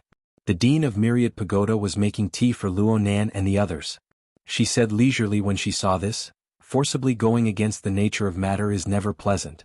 With such a heavy burden on you right now, once you suffer a backlash, the consequences will be even more serious. Luonan's eyelids twitched when he heard this, but he didn't completely open them in the end. It was also Wanta's fault.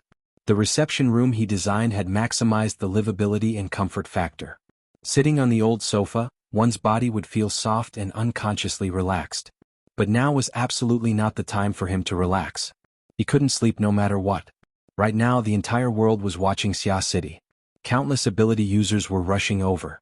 Since it was unknown whether Jin Tong was alive or dead, these people held quite a bit of wishful thinking. The more wishful thinking they were, the more dangerous it was. Luonan knew that he was walking on a tightrope, but he believed that his limit was far from being reached. Wait a bit more. Wait a bit more. Wait until a sufficient number of people came in, and they entered this large net woven by the freezing rain. The hexaear vibrated slightly, and Luonan's telepathy swept over. He was dazed for a moment before he confirmed the relevant information. It was the OK hand signal sent by the octopus. Luonan responded, thanks. I'll go get it from you in a bit. Don't forget that this is Shangding. This short sentence displayed the grief and indignation of the researchers who had been forcibly transferred. Luonan laughed for a moment. Only then did he hear Wanta's voice enter his ears. The sensitivity of nerve cells to information will decrease under a state of suppression. If something goes wrong right now, it will be very hard for you to react. This isn't decided by the range of your senses. Luonan quivered. His eyelids completely opened as he looked at Wanta. This sentence was much more straightforward than the previous one. This leader of the Order of Creators clearly had a certain understanding of the current state of affairs. Moreover, he was aware of a deeper level of information. Luonan looked at Wanta. Chinikuin, who had turned to the corner of the reception room, cast a stunned gaze toward Luonan. The bodyguard also heard some clues from Wanta's words, but he still didn't dare to make a rash judgment. Wanta noticed the change in Chinikuin's expression. His brows slightly furrowed. Only now did he realize that Luonan's actions were actually hidden from even his own bodyguard. His previous words were a bit careless. Luonan laughed inside at this time. This is a helpless move. However, even you Dinwan know about it. The speed at which news spreads is truly beyond imagination. Wanta laughed when he saw that Luonan didn't care. But his following words were a bit more conservative. The Starry Sky Club is the outer circle of the inner world. Relevant missions have indeed been posted. Especially this morning. Information related to 16 billion and 2 out of 1,000 was posted all over the high-level mission area of the club. However, the Xia City branch should have already exerted pressure. They have already been cleaned up. Ruewen raised her eyes from beside Luonan when he mentioned the words 2 out of 1,000. Her gaze streaked across Wanta's face. It was like an incorporeal strike that tore apart the light in the room. Then everything returned to normal. Wanta was a bit startled. Luonan followed up with a topic, only on the surface, right? Yes, that's right. There should still be people on the internal dark network. People have sent out employment invitations to religious people like me. Wanta was magnanimous. He only treated this information as a topic of conversation. It could also be considered a reminder. Luonan actually already had a relevant concept. Yuan had always been sending him relevant information, allowing him to have an intuitive understanding of the situation. Compared to this, he still wanted to discuss a more realistic problem with Wanta. It's inevitable that people will be restless. However, Dinwan, is it really that easy to see through matters related to coverage? That's not true. Wanta was a researcher and preacher. He didn't have much interest in secular matters. Seeing that Luonan didn't mind, Wanta took the initiative to bring up relevant matters. Wanta turned to this domain. Pure interference on the microscopic level doesn't have much of an effect. Others might not be able to detect it. It's just that evil thoughts and killing intent are too much. This sort of negative emotion is like dust pollution. Oh, I'm sorry. It's just a general idea. I understand. Luonan nodded toward Wanta.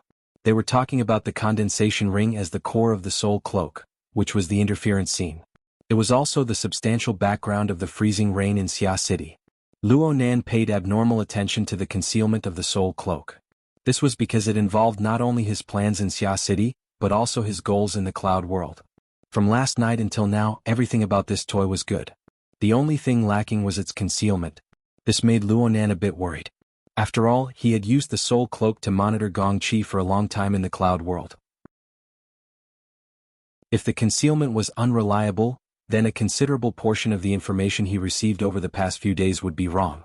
Luonan no longer cared about Chinikuin's thoughts. He followed Wanta's words and made some adjustments. Then he asked, "What about now?" Wanta shook his head. "Since I already know, there's no reason to overlook it. You and I may be in the lawful camp, but the orders we rely on are different. It's hard to avoid conflicting senses. As for the source, if you hadn't come personally, it would have been hard for me to lock onto it.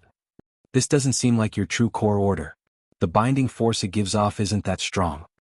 "Yes. I mostly use it to sense and gather information." Luonan was a bit disappointed with the concealment of the soul cloak, but he had no other choice. He could only pay attention to it in the future. Then he sighed with emotion. It's convenient to use, but the pressure is a bit great. Luonan remembered what Peony had said to him during the incident at the municipal plaza.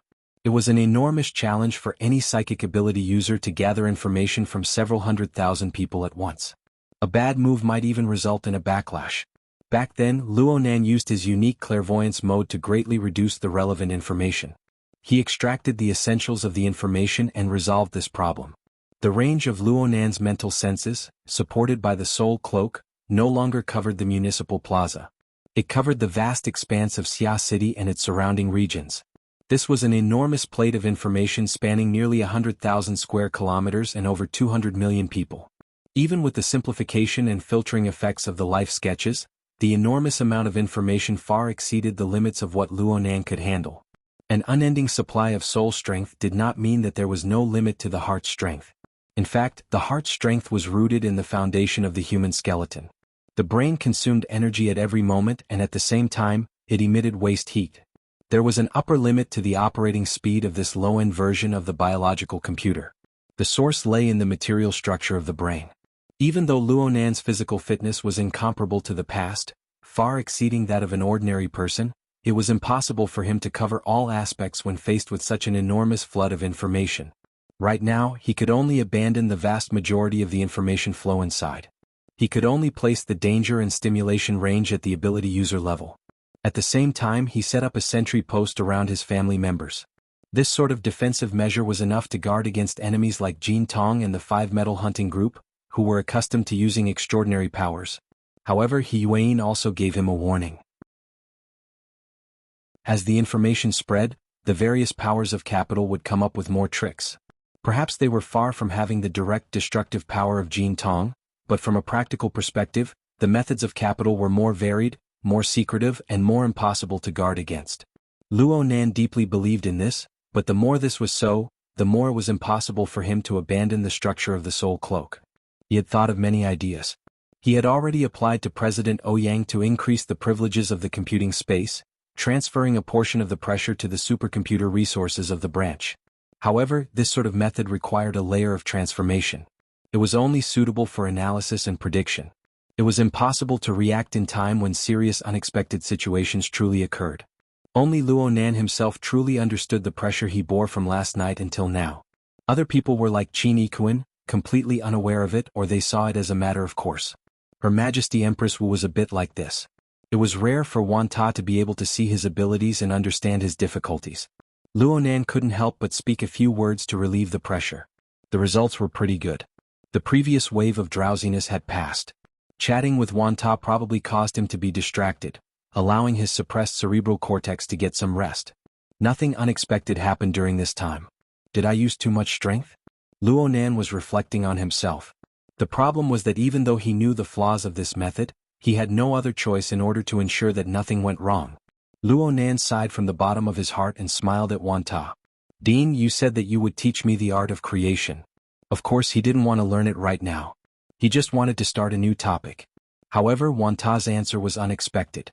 Right now, what you need isn't the art of creation. Wan Ta was silent for a full 5 seconds when he spoke to this point. Then he spoke softly.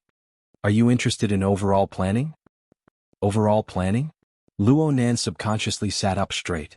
Though it wasn't a proper noun, its meaning was very clear when placed in the context of Wan Ta. This wasn't the first time he heard of it. Wan Ta was a bit surprised to see Luonan's reaction. You know about it? Oh, Junping told you about it? There's also Wei Wu. Whether it was Xie Junping or Di Wei Wu, both of them boasted about this ability to the point of being godly. Multitasking, all-seeing. It was as if learning this would allow one's IQ to easily break the charts. Speaking of which, if there was a drug that could increase one's IQ, no, it could increase one's information processing ability placed before Luonan's eyes, he would definitely swallow it in one gulp no matter what side effects it had. Therefore, Luonan's heart palpitated with excitement even though Wan Ta was just talking about it. But soon he straightened out his attitude. After all, Xie Junping had said that if he wanted to reach the level of overall planning, he would need to go through 5 or 6 stages and spend 3 to 5 years of time. Even if the method was impressive, the threshold of time was there. It was useless if he couldn't cross it. Luonan laughed. My math grades are only average. He still held the attitude of chatting, but Wan Ta appeared very serious. Though overall planning is essentially an algorithm, we don't need to use mathematical logic to explain it. If there is a certain language or code, then it should be a signal from the brain itself. Really? Luonan blinked his eyes. Wan Ta really did turn serious. He gazed at Luonan. For the vast majority of people, learning this kind of code is like having an unreal dream. Because our consciousness has no way of sensing brain activity, we can only use logic, including experiments on our own bodies, to verify it one by one. But you are different. At least I believe you are. Are you referring to introspection? Is this a prerequisite? Luonan guessed. Wanta shook his head. You need to have the precision to touch the nervous system. This requirement is a bit high, but Luonan was completely capable of this. As a psychic ability user who was proficient in internal refinement, introspection wasn't difficult for him. And his many years of experience in drug modification had given him an extremely high sensitivity towards his own nervous system. He also possessed the corresponding understanding. And at this time, Luonan finally discovered that Wanta was undoubtedly communicating with him. It could be said that he was teaching a few things. The tea on the short table to the side was already cold, but no one remembered to change it. Let alone Luonan, even Chinikuan couldn't help but prick up his ears. He wanted to see what this so-called overall planning theory looked like. Only Ruewen sat quietly on the sofa. She seemed to be listening, but she also seemed to be daydreaming. Her aura was faint, making people unconsciously ignore her existence. Wanta spoke softly, "Right now there is no harm in verifying it. You are also a professional researcher of the nervous system. The algorithm I proposed is based on a few basic facts. Please pay attention to whether or not it goes against your common sense. First, the brain possesses an extremely complex parallel structure. But most of the time, when a person perceives a meaningful and complete piece of information, it is established on top of a sequence of time. It will certainly display a sequential order." The meaning of these words was that the brain could only handle one meaningful task at a time. It could also be said that the same task often required the brain to utilize multiple functional areas in cooperation to complete it. This was something that had been proven by relevant research for many years. It was also a point that people criticized the human brain as an inferior biological computer. Luonan was able to see this from his biology textbook, so he immediately expressed his approval without hesitation. But then he thought of something else in the blink of an eye. Since this was the case, what was the meaning of multitasking? There was clearly a contradiction. Wanta didn't verify it a step further. He continued, "Second, depolarization will occur when a nerve cell is activated. During this time, the nerve cell will no longer receive new information. In other words, there is a gap between activation and inhibition." Yes, this is common sense. Dean Wanta sped up his speech. Third, the brain's reaction time is different for each level of input information. But in the end, there will certainly be an algorithm that encompasses everything, translating it into human language and habits of thought. Fourth, the integration and calculation process of external information mostly occurs in the deep waters that humans are unable to perceive. This is the direction and result of the evolution of the human brain. Luonan only thought for a moment before admitting that there was nothing wrong with this. This was all basic knowledge in the relevant field. Even if there were some disputes, it was still feasible to talk about it. Wanta smiled. "You see, there is a division of labor, a gap, a difference, a direction, and a result. In this way, as long as one has the means of transformation, one can target one's own perception and thought, and follow a certain rhythm and a certain order to carry out dispatching, making it more efficient. This is all possible." Luonan slowly nodded his head, agreeing with this logic. Wanta summarized, "On this basis, the meaning of overall coordination is to adjust the reception and reaction rate of each level of information during the time that humans can form effective responses. This is to reduce mutual interference as much as possible, yet it is necessary to integrate efficiently. Finally, it is unified at the highest level of thought." Luonan pondered seriously for a moment. He scratched his head and said, "I roughly understand. Dean, what you mean is to grasp the rhythm of activation and inhibition of the nerve cell, to increase the level of information, to receive more information in the same amount of time. Oh, if the frequency of integration is increased, some perceptible thought processes may evolve into instincts. But this is a complete transformation of the brain's mental functions. Even if the large structure remains the same, how can the synaptic connections be added or deleted be in the billions? Even if the nervous system is extremely malleable, how can we grasp this direction and scale?"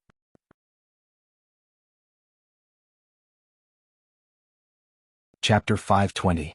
4:10 in the afternoon, in a small room on the 7th floor of the Shangding building. Luonan sat on a recliner, slowly flipping through the information on the flexible screen in a leisurely manner. However, a sharp needle tube was connected to his wrist. It was through this channel that the relevant drug components entered his blood vessels in an unending stream. They passed through the blood circulation, broke through the blood-brain barrier, and acted upon the cerebral cortex. This component had no other effects. It just made Luonan's nerve cells more sensitive, helping these thoroughly tempered nerve structures to better absorb other drugs. Otherwise, even if Luonan was injected with a stimulant drug that exceeded the lethal dose of an ordinary person by 10 times, he would not be affected. This time the infusion would last for nearly 6 hours. Only then could Luonan absorb the relevant stimulant drug for the next 2 to 3 days. This would guarantee his ability to maintain a conscious state. You're losing for 6 hours now, but you'll lose for 6 days later. The price is far too great. Speaking of which, President Ouyang and Her Majesty Empress Wu are looking after you. What are you worried about? It's useless to be worried. I'm taking the risk of becoming a drug dealer to help you. Don't you feel embarrassed if you don't give me a few molecular formulas? Brother Octopus, who had taken a temporary leave of absence from the laboratory, stood to the side. He seriously evaluated the dosage of the drug and the changes in Luonan's body. He couldn't help but shift his gaze as he mumbled to himself. He secretly sized up the seemingly well-behaved and quiet Miss 2000. He couldn't help but mutter to himself. She's not some outstanding beauty. Is there a need to go through so much trouble? Could geniuses really be omnipotent? Could they see what this little girl would look like after she matured? If Luonan harbored such thoughts, then damn. A minimum of 3 years. Hold on. It seemed that Luonan was still in the so-called juvenile criminal protection period. The tricks of geniuses were too deep. Forgive Brother Octopus for learning from Luonan recently. He did more experiments on himself, and his train of thought became more and more bizarre. Then he saw Luonan open the working area of the drawing software and casually draw on it. It looked like he was drawing a half-sphere, layer after layer, nested layer after layer. It was like a simple and primitive nesting doll game. Qin Ikuan walked in at this time. He hesitated for a moment when he saw this scene, but he couldn't hold back. He said to Luonan, "Should we give Dean Wan's explanation to President Ouyang and Old Yu to study it?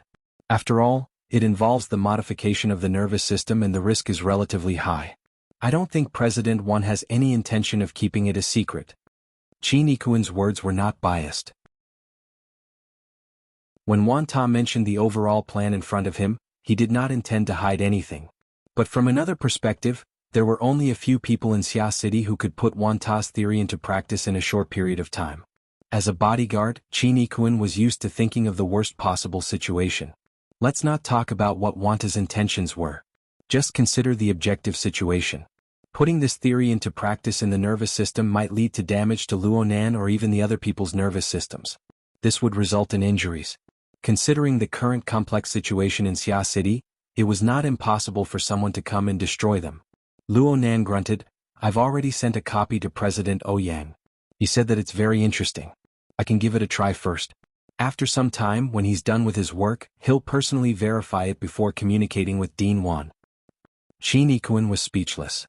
Wasn't this what he was most worried about? At a time like this, Vice President, he was indeed more trustworthy. It didn't matter that they were talking here, but Brother Octopus's curiosity was piqued. Hey, isn't there someone else here? What are you guys talking about? The research of the nervous system is also my field.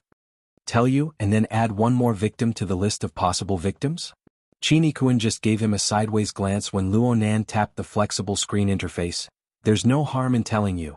I just learned an applied theory from a very powerful fellow. That Dean Wan? That's right. Dean Wan calls it the overall plan. Luonan gave a general introduction. Brother Octopus's eyes lit up when he heard this. His main research direction was neurochemistry. The core theory isn't that amazing, but the application method is far too rare. If it really is useful, then wouldn't the calculation and judgment abilities of all ability users in the future be raised to a whole new level? Yeah, that's why I want to give it a try. This isn't something that can be done in a day or two. Oh, if it's you, then it really might be possible. Qin Ikuan wanted to strangle Octopus's neck right now, but Luonan's words caused his vision to darken. I'm already trying. Right now, I'm mainly performing decomposition and reconstruction on the perceptual plane. Octopus didn't look at the apparatus anymore. He came over and asked, "How is it?" There are a few overlapping areas, for example, the hippocampus. More attention needs to be paid to discrimination and layering. The response of the peripheral nerves is a bit larger. It's probably because the auditory and tactile senses share more brain regions. It also involves a portion of the spinal cord's functions. Only now did Qin Ikuan discover that Luonan's fingers were twitching a bit unconsciously. Looking closely, even his feet were the same. Luo Nan smiled when he noticed Qin Kuan's gaze. He didn't mind at all. These are all controllable. Because everyone's situation is different, some adjustments need to be made to the details. Okay. As he spoke, the corresponding trembling slowed down and even disappeared. Octopus was excited. Wait a moment. Wait a moment. Let me connect the brainwave analyzer. Do I need an MRI or something? Luo Nan shook his head. Not for now. I've recorded all the relevant data through the hexayear. But it's hard to say if it's universal or not. There's no other way. Geniuses are always different from mortals. What are you planning to do next? Let's do mental sensing.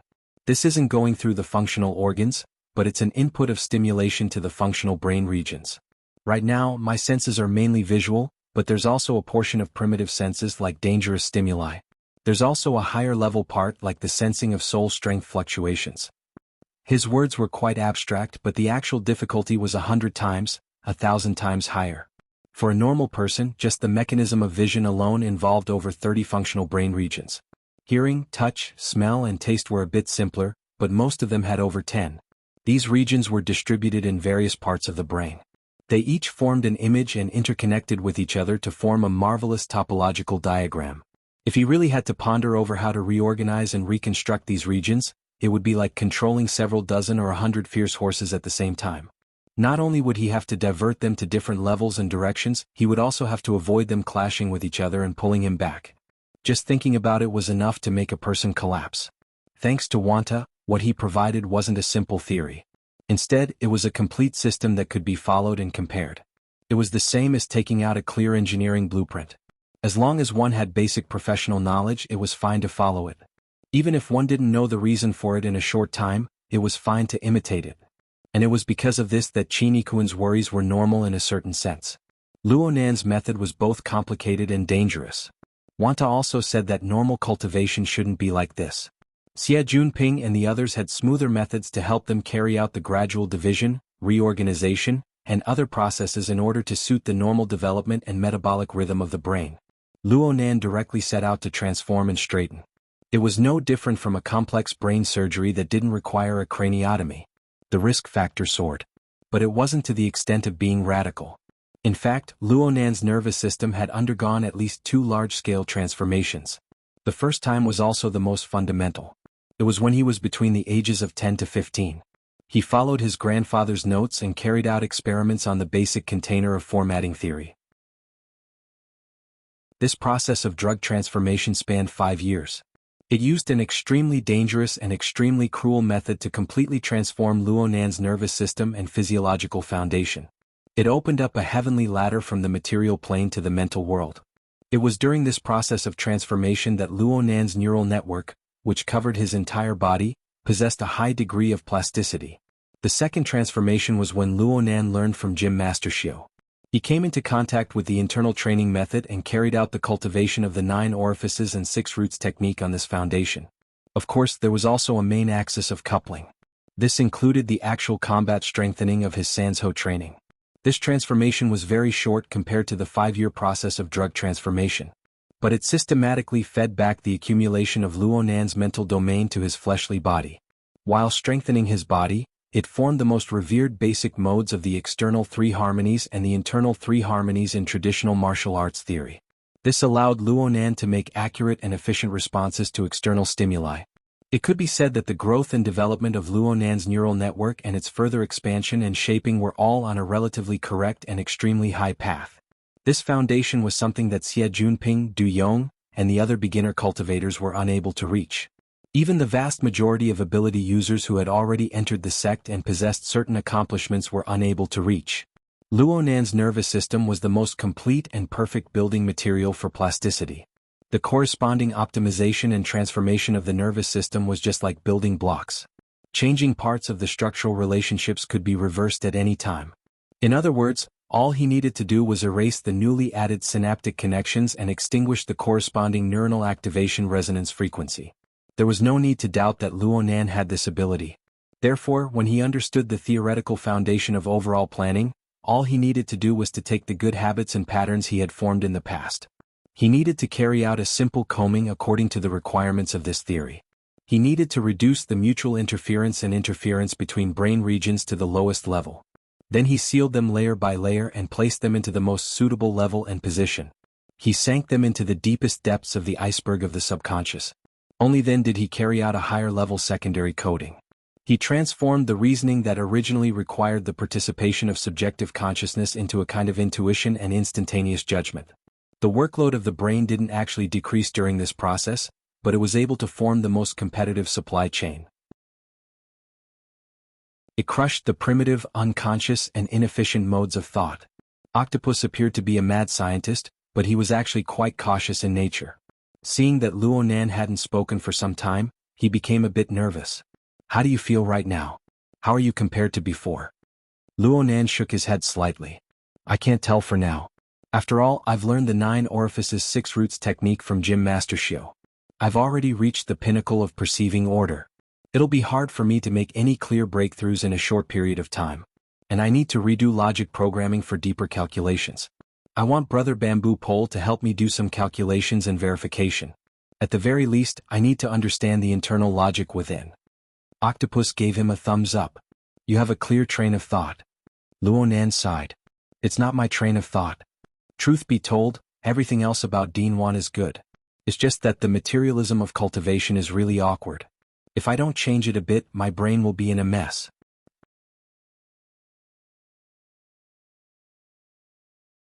Chapter 521. The core of Vanta's theory was based on materialism. From his perspective, even if it was a spiritual ability user's out-of-body phenomenon, it was still nothing more than a projection of the human body's energy structure in the material world.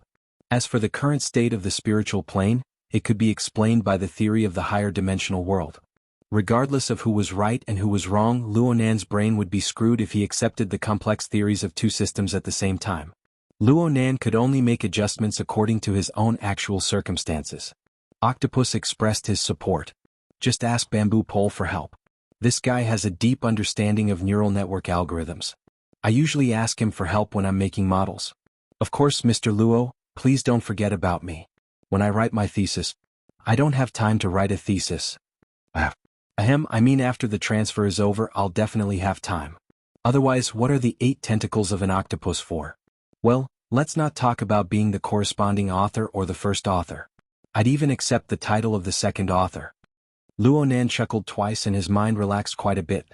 Octopus continued to ponder over the overall planning theory and clicked his tongue. "This Dean Wan is also an interesting person. It's obviously his special skill, but he said he would teach it all at once?" "I didn't." Qin Ikuan witnessed Wan Ta teaching such a profound and complicated technique with his own eyes. The pressure was immense and he felt as if his brain was half disabled. Since he had listened from the beginning to the end, he knew the difference. "That person only told me the result directly, saying that it was enough for Mr. Luo to know this. He only mentioned a few words about the complicated ritual to advance from the basic level to the advanced level. That is something unique to their sect." Octopus instantly understood. "I've given you the blueprint and asked you to reverse it. Actually, it's more or less the same. I think there's a big difference." "No difference, no difference. As long as you have the answer, you can try a few more times." Qin Ikuan couldn't help but want to sigh. Someone quickly come and control this bunch of Frankenstein monsters who didn't take their lives seriously. Before he could finish sighing, the door to the room opened and someone else walked in. The room, which was not very spacious to begin with, became even more cramped with 5 people and equipment. When Qin Ikuan and Brother Octopus saw him, they both greeted him, "Vice President." Luo Nan frowned. "Sister Yuan, are you okay?" Yuan, who came in, was dressed simply and neatly. However, on her right cheek, there was a twisted scar caused by lightning. It was the mark left behind when she fought with Jin Tong in the morning. Who knew how long it would take for it to recover to its original state? Yuan didn't care too much about her appearance. She only nodded. "I'm fine." Her gaze swept over Rue Wen, who was sitting quietly. She immediately switched to the main topic. The list of all ability users who have entered or are planning to enter Xia City has been updated. The number of C-class and above personnel had already exceeded 200, and they would arrive in the next 1 to 2 days. According to the estimates of the intelligence company, there are at least twice as many people who are still observing the situation. Luo Nan blinked his eyes, allowing his thoughts to enter the real world from laboratory mode. "It's a bit less than I imagined." Luo Nan subconsciously erased the hemispherical structure on the flexible screen as he spoke. His brush fell straight to the ground, dividing the work into two parts. In his opinion, this represented the classification of the enemies he was currently facing. He wrote 200 on the left side, circled it, and drew a cross in passing. This action was nothing in the eyes of others, but Qin Ikuan, Luo Nan's personal bodyguard, had a belly full of subtle information from the conversation between Luo Nan and Dean Wanta. He was at a sensitive time and his eyelids twitched when he saw this. Luo Nan muttered to himself, "These are the guys who are tempted and have a lot of motivation. They are driven by their desires. They come as they please." The most typical example is Jin Tong. Are there many extraordinaries like Jin Tong? He Yuan said calmly, "There are quite a few. But after this morning's battle, President Ouyang and Her Majesty Empress Wu will form a certain deterrent force. Those people will be more cautious and observe before confirming the news of Jin Tong's death. In addition, President Ouyang is urging headquarters to pass a resolution opposing Jin Tong's actions of attacking a member of the society. He also requests the relevant parties of the inner world to boycott the rewards, missions, and so on related to the so-called 2000th. Octopus couldn't help but interject. How could headquarters let the agreement pass? But they can make their respective standpoints clear. Let everyone stand on the front stage. Is it convenient to take precautions? Want to start a war? He Yuan didn't respond this time. Luo Nan casually moved his pen and scribbled on the other side of the blank space. There's also a part of them. They are the major powers and capitals. In other words, they are orders and financial groups. They also have desires, but they are a bit more abstract. They are considerations of benefits. For the time being, I believe that they will be a bit more rational. At the very least, they will make some risk assessments." There was a hidden meaning in his words. It was true that this part of the threat was more rational, but their infiltration into modern society was pervasive. There were many people who were completely unaware of the 16 billion and the 2000th. They would be driven by these powers and cause trouble for Luo Nan. Even if the news of Jin Tong's death was announced to the public right now, it would at most restrain the first group of stragglers who were driven by desires. As for the large-scale powers, they were large in size and had high sights. They considered the profits of a few years or a few decades later. The death of one or two extraordinaries did not hurt them at all. Perhaps from their perspective, it would be best for the society's internal members and even the entire inner world to beat the brains out of these people. This would be the most beneficial for them in the long run. The various secret orders basically act according to the rules of the inner world. And a portion of the officials don't wish for too many elements of the inner world to be mixed into their projects. From the looks of things, the majority of the powers of the secret orders are still watching from the sidelines. Yuan analyzed softly. She reminded Luo Nan once more, it's just that threats don't have much effect when it comes to capital. Especially when they see the huge profits.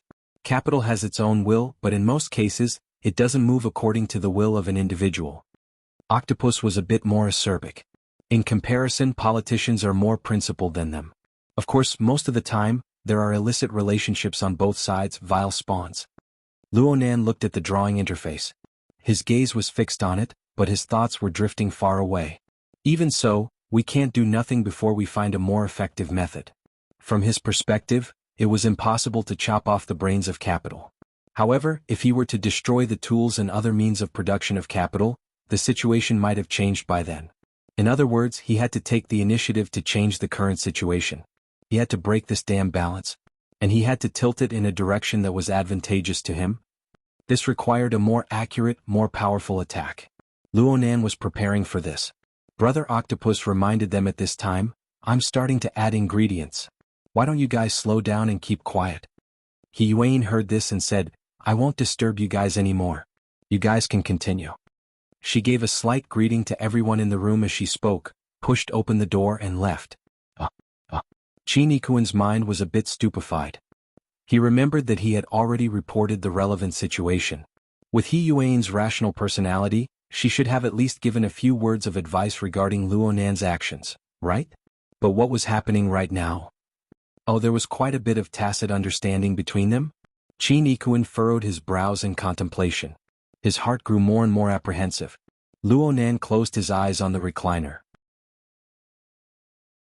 He experienced the familiar yet unfamiliar feeling of the stimulant drug composition seeping into his neurons. It was familiar because this situation had been repeated several thousand times over the past 5 years. It was unfamiliar because his foundational vessel had successfully advanced into the "my heart's a prison" format. This was the first time he had truly received the stimulant effects of such a taboo drug. After several months of cultivation, his grasp of his body and mind was far from what it was 2 months ago. It was just as Dean Wan had said.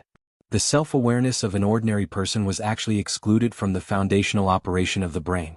But at this time, Luonan could truly feel the precise yet rough, strict, and random natural operation pattern of his brain. This was a warm, moist, marvelous domain that could create miracles at any time, yet it was overgrown with weeds. Luonan hadn't actually changed too much with the entry of the logic of overall planning. However, his understanding of this domain was completely different now that he looked within himself. It was like learning ancient literature. He looked at the densely packed uncommon characters, the polysemous characters, the phonetic characters, and the awkward syntax. It was hard to think of the image, hard to decipher the meaning. Everything was chaotic when he skimmed over it. But when you really compared the exegesis and annotations, successfully read and memorized it, you could at least have an idea of the structure, the grammar, and the derivation of the branches and tendrils of the text.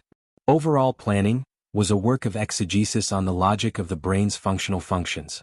Even if it was just the words of one school, the meaning was clear and unobstructed. Just by looking at the method, Luonan naturally knew where the most important and crucial parts of the text were. There were also some unfinished meanings within that needed to be studied diligently in the future to seek a deeper understanding. This kind of directional pointer was truly rare and exquisite. Luonan carried out deductions according to the theory of overall planning. He sorted out the difficulties within one by one, preparing to clarify and express it to bamboo pole in order to form a complete model. Of course, he could also seek guidance from President Ouyang and Wan Ta. Luonan engraved these sluggish nodes in his mind. The number gradually increased, and it was hard for Luonan to avoid further pondering. He sought to make the connections within smooth and clear. At the same time, his cerebral cortex was exceptionally active due to the stimulant drug composition. Some fantastic ideas, whether they were illusions or inspirations, were actually random splicing and combinations of relevant information. They were mapped onto the plane of his consciousness, changing in a myriad of colors. But Luonan knew that this state was a precursor to losing control of his mind. He immediately prepared to collect his mind and suppress it. But Luonan never truly calmed his mind. These chaotic thoughts were naturally divided, categorized, eliminated, and cancelled. A considerable portion of the meaningless deformations were eliminated. The elementary logical model of thought of overall planning seemed to have unwittingly formed an embryonic form. Before he could finish his thought, a ray of light suddenly leaped in his mind. It was not a flash of inspiration but lightning. Lightning suddenly radiated in all directions from the depths of his brain. It wandered and weaved in and out. In that instant, it was as if a layer of stricter outer membrane had been plated over this region that had just seen the law for the first time.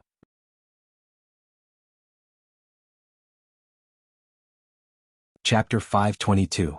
Electricity flickered and instantly filled his brain. Such a scene stirred Luonan's mind.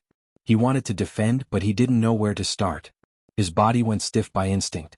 He only let out a sigh of relief when he discovered that the electricity did not penetrate the material plane. But a problem followed. The external neuron. What the hell was going on? Hey, don't let your imagination run wild. Don't scare people. Brother Octopus slapped Luonan on the shoulder. Luonan's brain waves fluctuated violently from 2 seconds ago. It nearly made Brother Octopus believe that the drug ingredients had accidentally injured some of his nerves.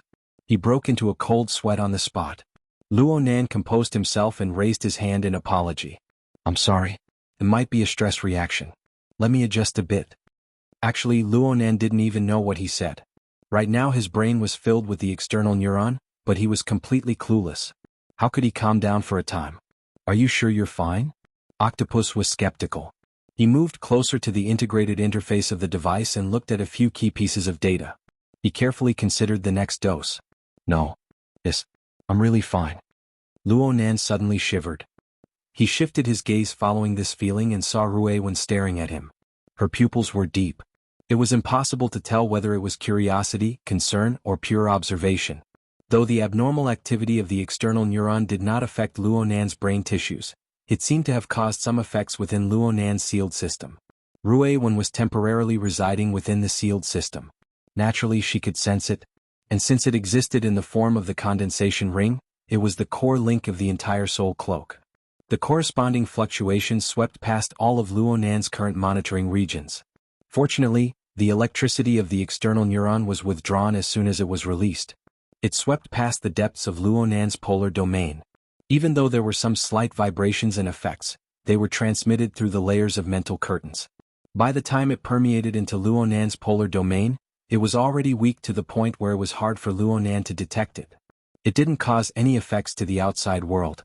Ever since he took the external neuron out of the flexible screen and allowed it to see the light of day once more, it had never been this agitated aside from the early, active charging phase. What was the reason for this? Luonan's eyebrows jumped. He really wanted to immediately pull that thing out and size it up before his eyes. But he also knew that he was in front of people, and he was in the middle of injecting the drug. Both inside and outside were under the monitoring of the device. It wasn't a good time to investigate in detail. After thinking about it for a while, he forced his eyes shut. However, the drowsiness had long been crushed by the medicine. Under his slightly trembling eyelids, it was even more difficult for him to calm down. Left with no other choice, he could only silently recite the 16 words of "My Heart's a Prison," and combine it with the internal training technique taught by Gym Master Shio to forcefully calm his emotions and enter a meditative state. The cultivation during this period of time was still useful. About a minute later, he gradually calmed down and entered a semi-meditative state. The external neuron didn't go haywire again. Just like most of the time, it fell into a long period of standby. Time passed quickly. When Luonan opened his eyes again, he was woken up by Octopus's slap.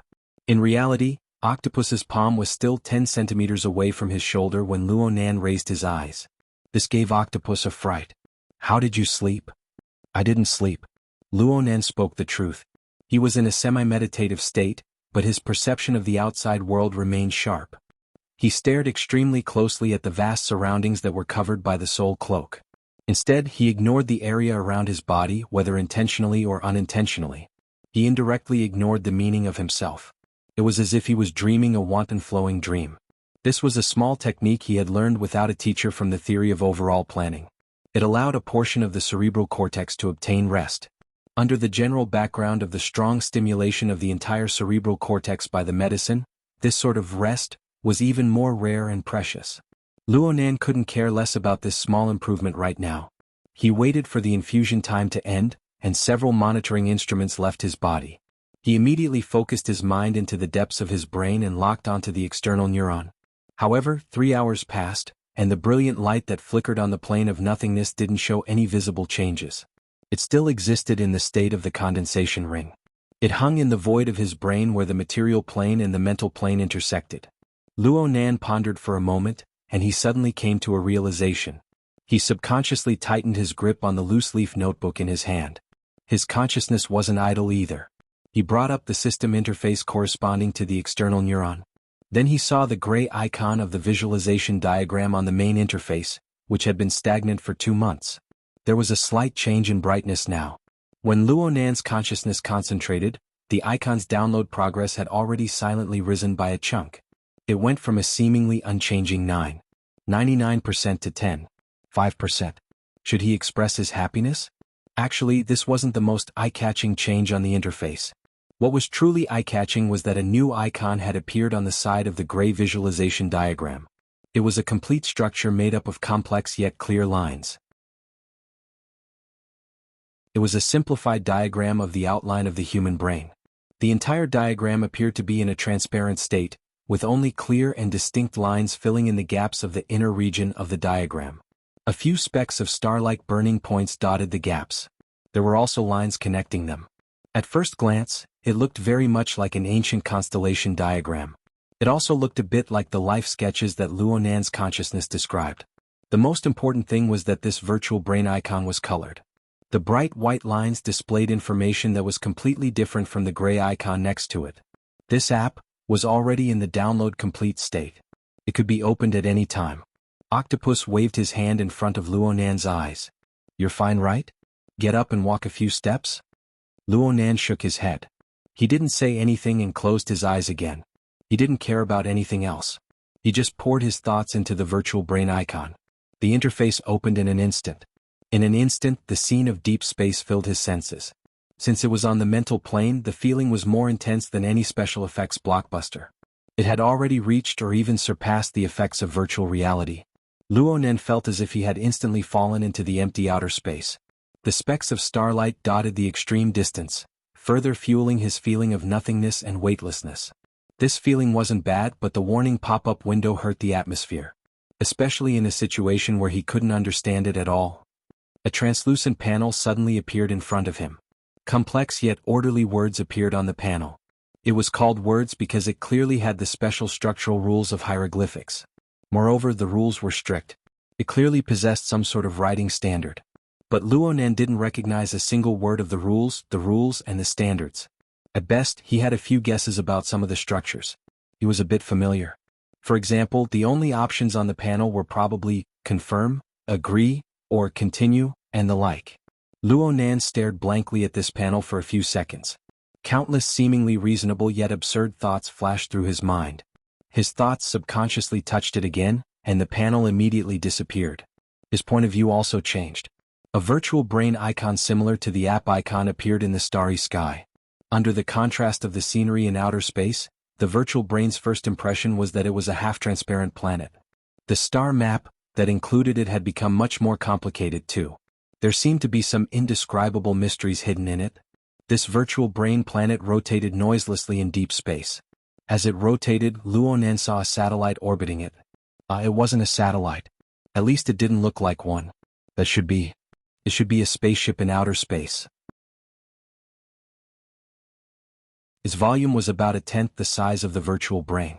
Its overall lines appeared very slender and graceful. It had a pleasing design. It was like a high-level spaceship that could roam in outer space. Luo Nen wasn't a military enthusiast, but he knew that only the Earth's aerospace forces could equip a spaceship like this. Only super-rich people who liked to roam in outer space would purchase one. Why did this toy suddenly appear? It couldn't be a spaceship design game, right? Another orbiting satellite appeared before he could finish his thought. Luo Nen looked at the pitch-black exoskeleton armor and turned around. Let's not talk about its design. Just by looking at its volume, it was only slightly smaller than a spaceship in the entire interface. It felt supermassive. It gave off an awkward feeling of discordant proportions. Only now did he suddenly realize something. Don't say that it was discordant. In the end, this was just an app. It was some sort of UI interface. Perhaps this app was similar to the observation platform on Gear's side. It was also a control center. Logically speaking, it controlled two resources. One was the exoskeleton, and the other was the spaceship in outer space. What the hell? Luo Nen had never seen this sort of exoskeleton armor before. He had never seen this sort of spaceship either. There was absolutely no such thing in his surroundings. He probingly touched it with his telepathic thoughts. A clear feeling of sluggishness was fed back, allowing Luo Nen to probe a step further. The two satellites were both in an unreadable state. Alright, this was quite reasonable. Luo Nen turned his telepathic thoughts to the central virtual brain planet. This time there was a response. Another translucent pop-up window popped out. It was still a paragraph of unintelligible text. But this time, two options appeared below the text. The form was quite clear. One was the selected state. The other was the unselected state. Luo Nen had often seen these sorts of options using normal logic. There was a high probability of one being yes, and one being no. The question was, what was it? What was it that was no? Though the interface gave him options, Luo Nen didn't have much leeway to choose. At best he could flip a coin. Oh, he could also decide whether to choose now or to choose later. Luo Nen chose the latter. After all, now wasn't the best time to delve deeper. He had been in a daze for far too long. Octopus already wanted to put a new device on him. I'm fine. If you're fine, then why are you fainting? Who's fainting? Doesn't internal vision take time? A machine might crash when it does a self-examination, let alone the nervous system. Luo Nen stood up and moved his waist and legs a bit. He didn't see any changes, except for the brand new human-computer interface that had already been engraved into his brain. Qin Ikuin raised his hand to indicate to him at this time. On his hand was the wristband that Luo Nen had taken off before injecting the drug. This toy buzzed and vibrated. The collar displayed was none other than Emoya.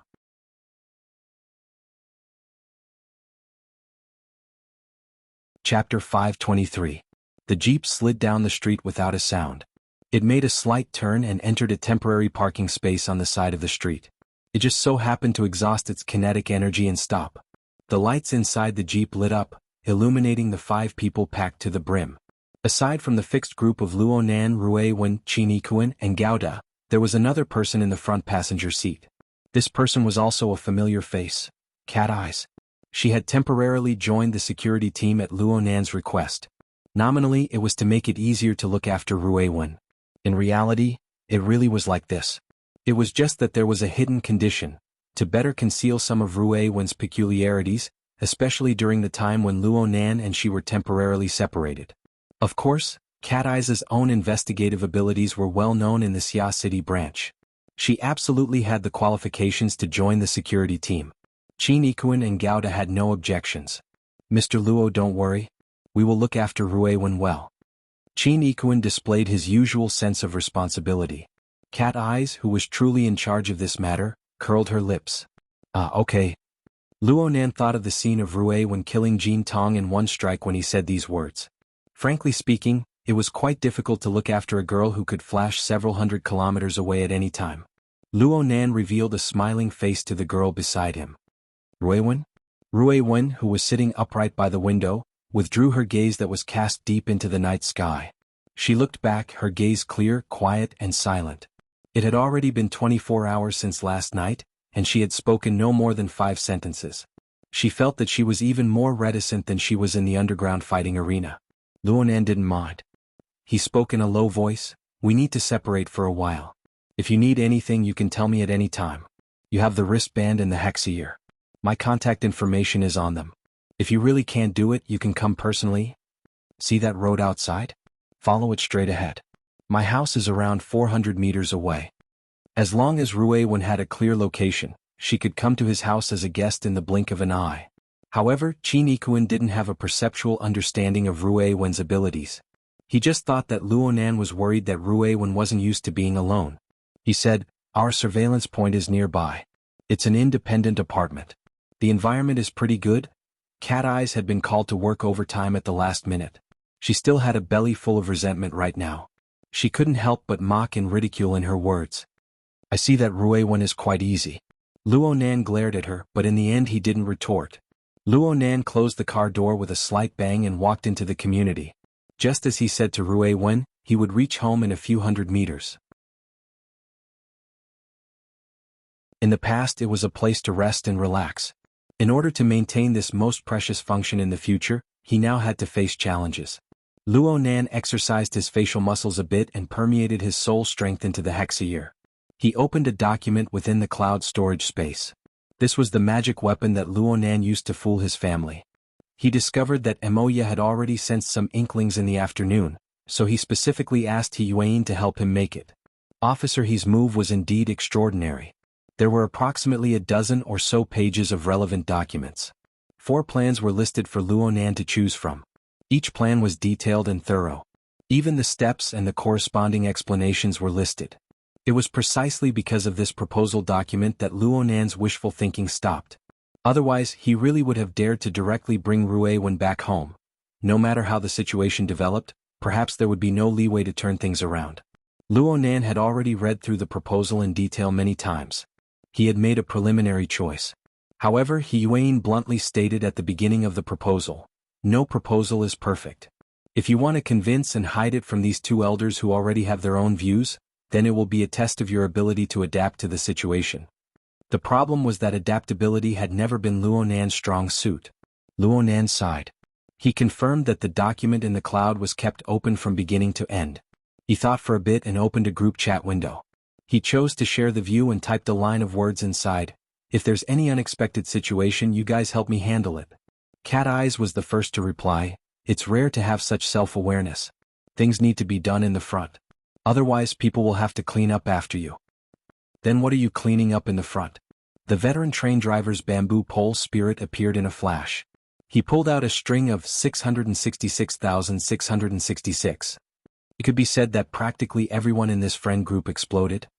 Relax, relax. Take deep breaths. Clench your teeth. Shrink your anus and lift your hips. After a long string of messages, someone finally broke the group.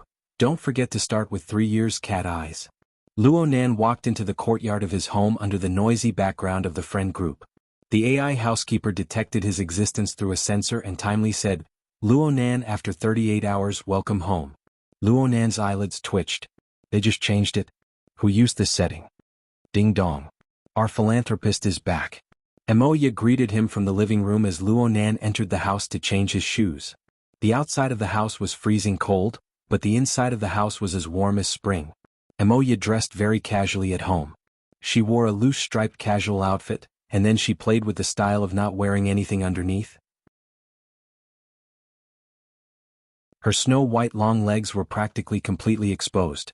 She lay on the sofa with her long legs resting on the armrest of the sofa. She even used a knife to cut apples and sent them piece by piece into her mouth. She looked quite carefree. Oh, the welfare. Boss Luo, I remember that your sister is still single right now. Do you mind if I join the group of pursuers? A notification popped up in the group. Bamboo pole has been muted by Administrator Luo Nan for 1 minute. Luo Nan's gaze turned to the bottom of the sofa after completing the operation.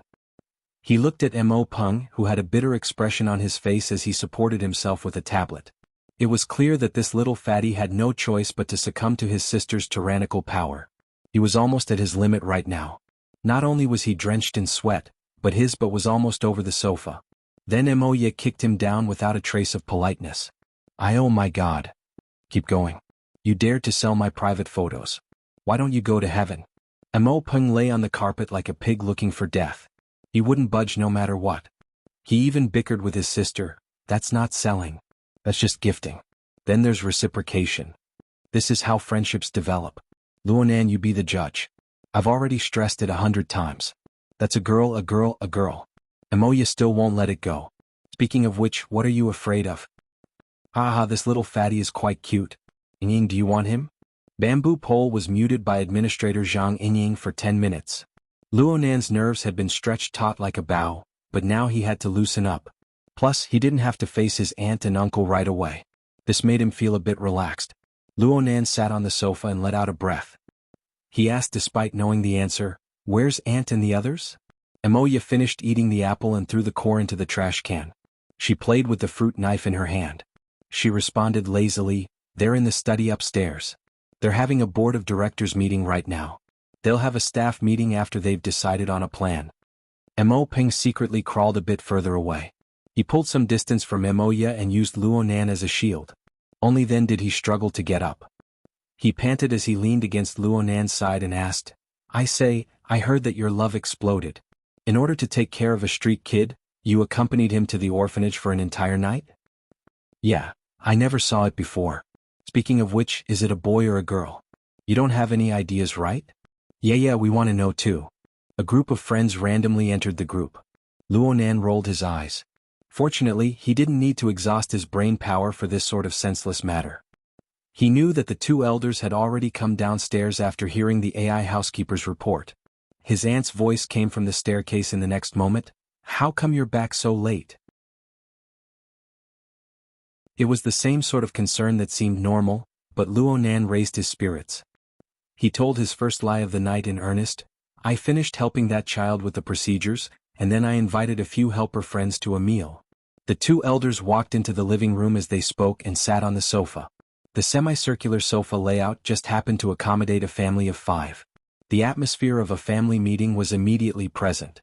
As the head of the family, Mo Haihang gave Luonan a few words of advice. The state of emergency hasn't been lifted yet. Don't take it lightly. This sort of vicious incident where over 100 people died in a single night is rarely seen in the entire world, let alone Xia City. If I didn't hear from Emoya that your friends are professional security circles, your aunt would have gone outside to bring you back. Luonan responded obediently and took the opportunity to explain a few words, laying the groundwork. After I learned martial arts from Gym Master Xiao, I entered that circle. Many of my peers are in the security industry. Their personalities aren't bad. Emoya occupied the sofa all by herself. She felt quite uncomfortable. Luo Shuqing glared at her, but Emoya pretended not to see it. She spoke lazily, you've entered the circle. Let's not talk about other things, but you've done things more efficiently. You've learned the skill of acting first and reporting later. Aren't you going to explain it to everyone? You're talking about Ruewen? Luo Nan lied with his eyes wide open. I'm just helping her with the procedures and giving her a legal identity.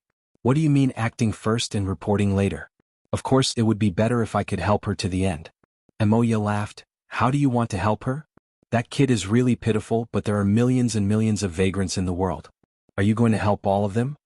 Emoya was doubtful from beginning to end, but she was actually paving the way for Luo Nan with every word. She saved Luo Nan the unnecessary explanation and made it easier for Luo Nan to get straight to the point. Luo Nan licked his lips. He secretly thanked Emoya and took this opportunity. Ruewen isn't a vagrant. His words set the tone. Luo Nan stood up and walked over to Mrs. Luo Shuqing's side with the loose-leaf notebook. He flipped to the flexible screen page and lit up the interface. He turned on the player and spoke in a low voice, "Please take a look at this." Luo Shuqing and her husband locked gazes and took the notebook. An image had already appeared on the screen at this time. There was also noise in the background. This was the result of Luo Nan deliberately turning the volume to the maximum. The image was shaky at first. It wasn't clear, but there was a sharp DJ-like voice that suddenly rose up. "Look, this kid is as thin as a hemp stick. She's the most hateful lucky person in the fighting arena. She's the plunderer who harvests gambling money." Ruewen. The sound of cursing mixed in the background. It was the wanton venting of hundreds and thousands of spectators. They had all lost large amounts of wealth in the previous matches. They hated that damn skinny kid who didn't die to the bone. She lived through 3 life and death battles. She made countless people suffer and she helped those lucky bastards. But today she's going to face Ares, who has already won 97 matches. Our undefeated war god. There's no doubt that this is a deliberately arranged revenge. It's destined to be a bloody slaughter. Let's cheer, let's celebrate and embrace the archetype of death. Luo Nan's voice cut in faintly amidst the tsunami-like cheers. This is the brother who has always been protecting her.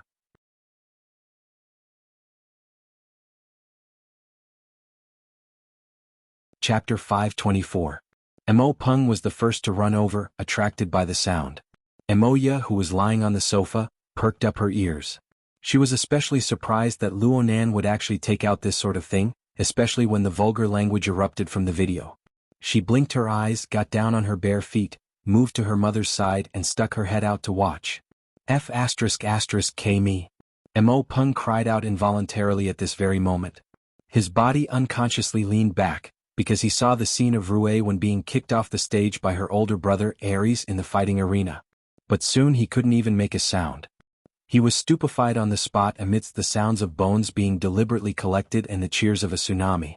Luo Nan knew that this was the scene of Jack ruthlessly strangling Ares. The underground fighting arena under the control of Jack's gang did not allow things like mercy to appear. What awaited those contestants was certain death the moment they were discovered. Ruewen was actually going to be eliminated back then.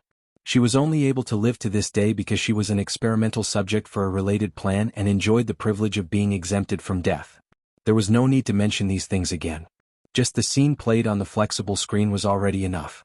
The video Luo Nan took out was the video he found after the Xia City branch eliminated Jack and dealt with the information related to Jack's gang. Yuan pulled them out and had an expert editor carry out the selection and splicing. It was used as a stepping stone for tonight's show. Straightforward and cruel, but it had the power to shake the hearts of people.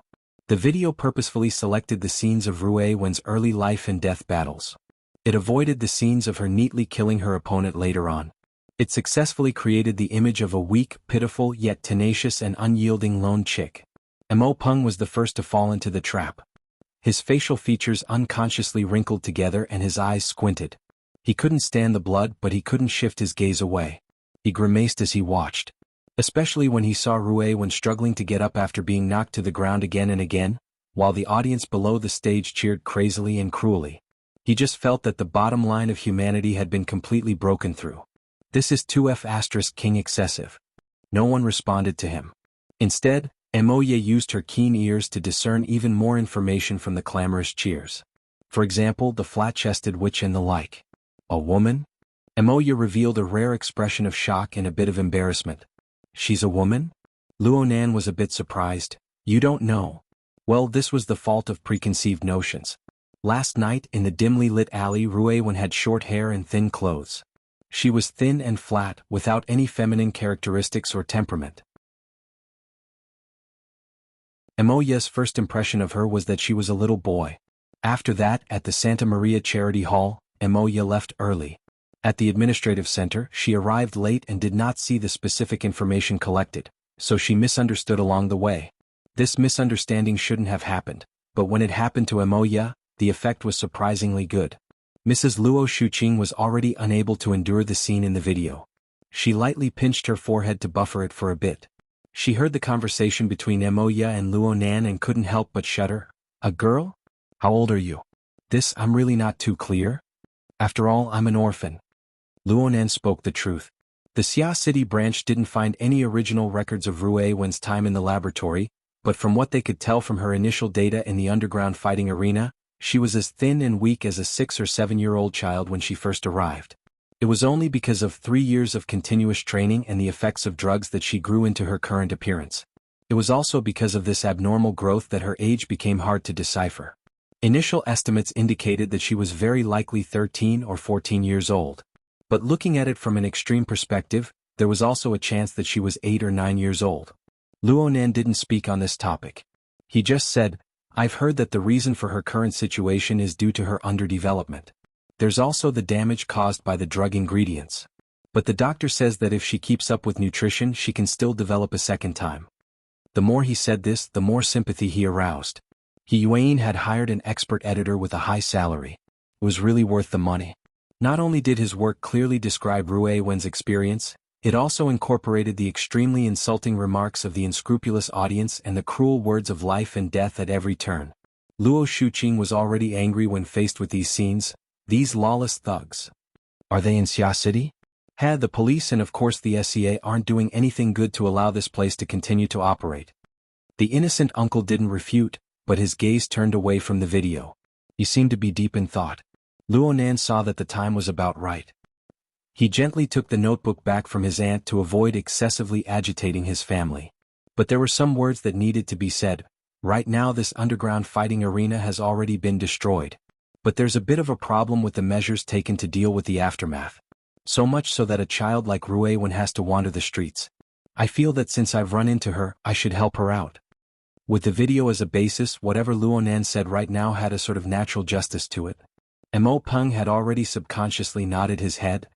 Fine, this person's opinion could be ignored. Luo Nan shot a glance at Emoya.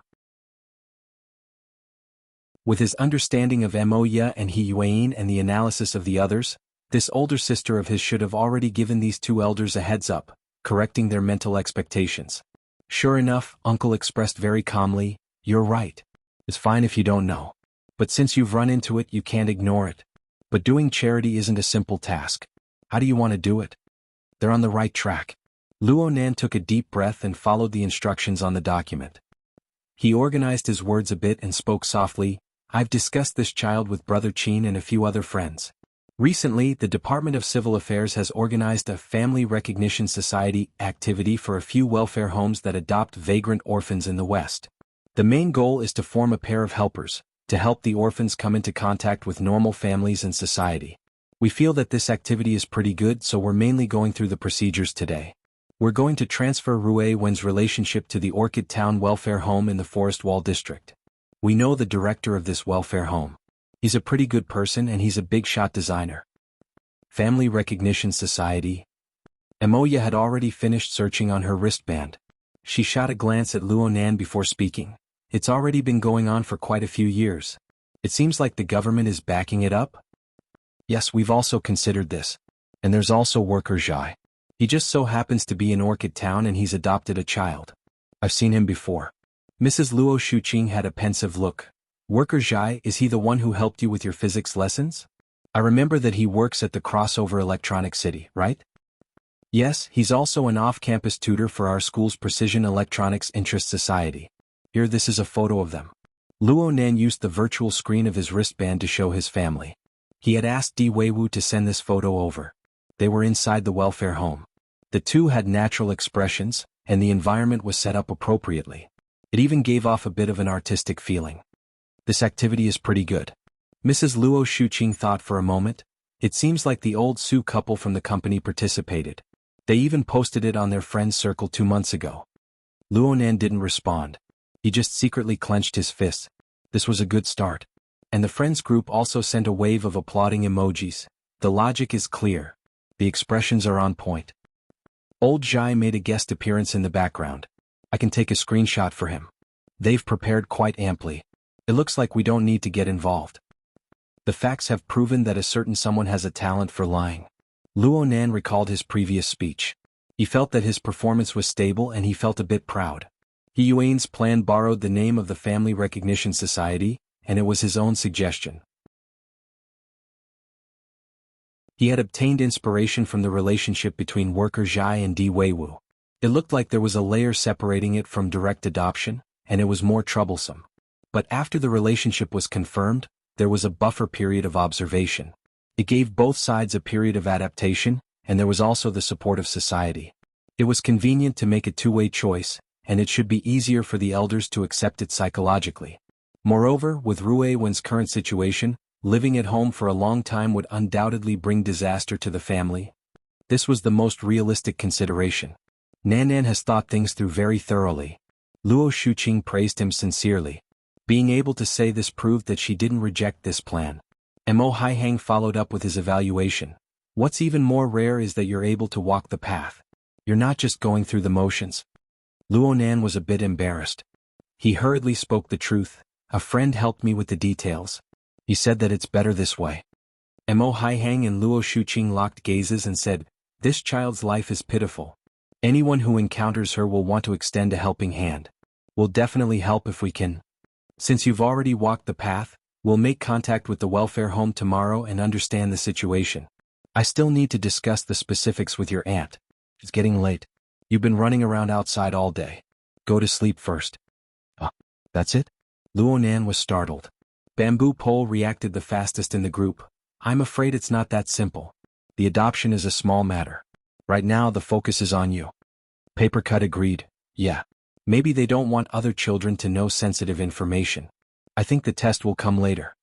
Luonan nodded imperceptibly and looked at Emoya. This older sister of his simply stretched her waist. She strode her long legs and went upstairs. "Then you guys discuss it. I still have work tomorrow. I'm going to sleep first. If I have time later, I'll go take a look at the welfare home. Lawntown, right? Send me the address later." Mo Pring moved closer to the side. He wanted to say something, but his mother glared at him. "Go to sleep, everyone. Don't you have school tomorrow?" "That's hard to say. If the emergency situation continues, then maybe classes will be suspended? Let's go back to the house." Mo Ping shrugged his shoulders and pulled Luonan upstairs with him. At the same time he spoke in a low voice. "I support you. Beautifully done." Luonan smiled at him. If his family had voted for him, then he would have already won by now. Of course this wasn't the truth, but it more or less explained a kind of momentum. The two went upstairs and returned to their respective rooms. Luonan changed into home clothes, but he didn't wash up. This was because he knew that tonight's test had yet to end. Sure enough, the sound of knocking came from the door not long after.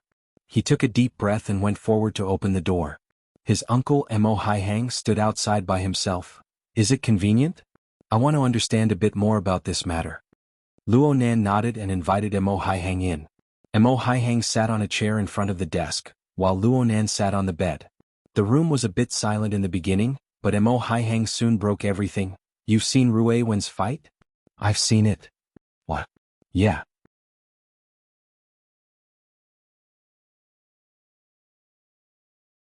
Chapter 525. The first emotion that emerged in Luonan's heart when faced with his uncle's doubt was not nervousness. Instead, he let out a secret sigh of relief. It's finally here. Actually, this was much better than the worst-case scenario shown in the plan. Only one uncle and aunt came, and it was the wise and rational uncle. It was clear that they wanted to have a heart-to-heart chat, not a three-way joint hearing.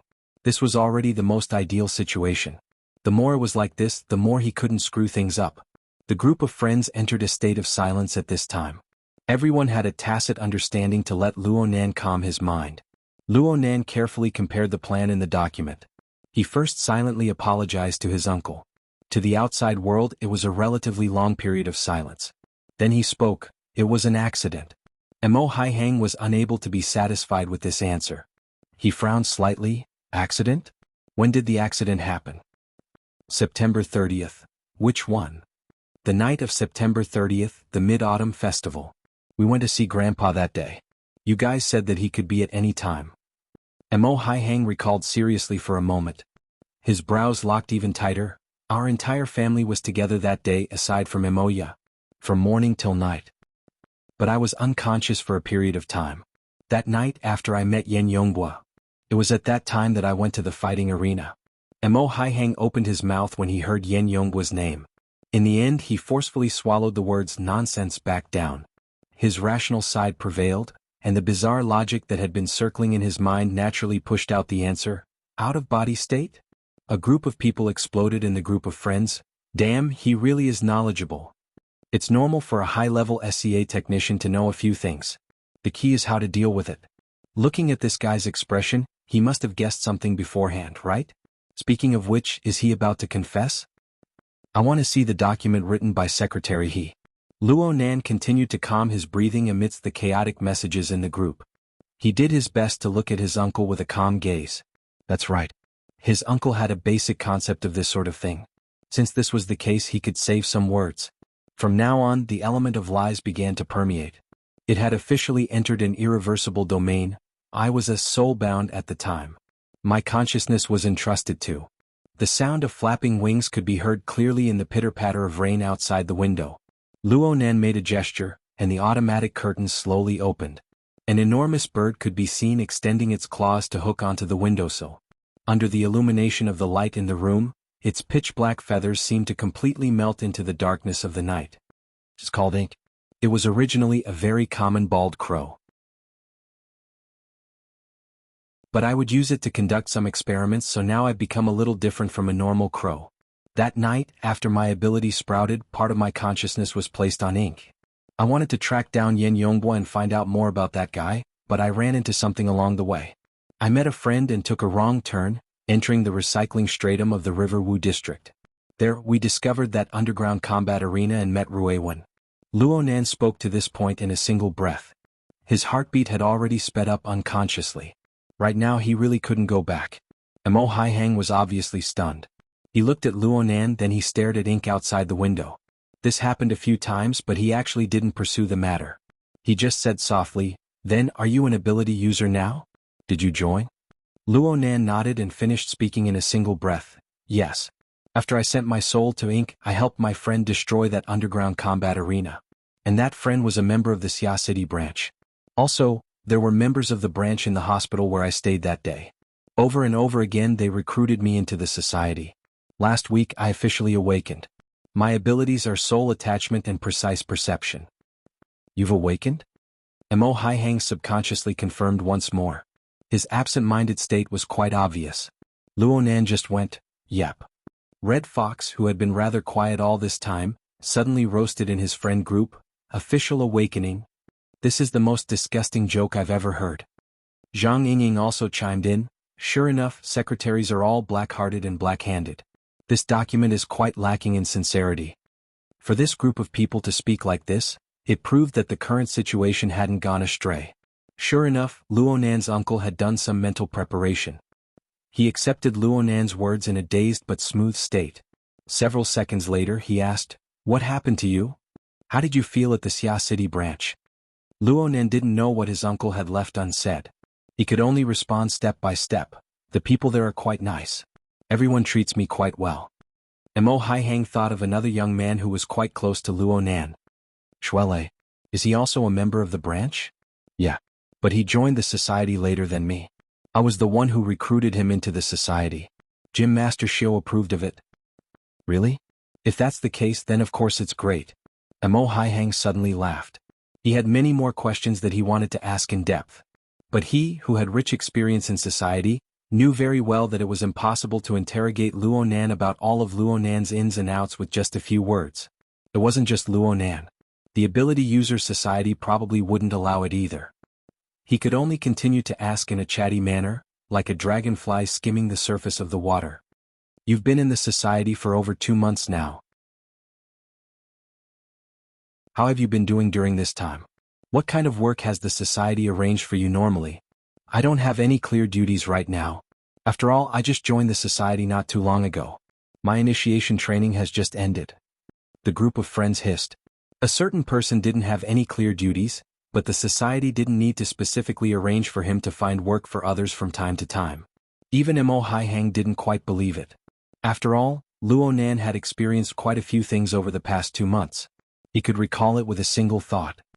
What happened at Frost River Reality? That was the order of justice going crazy.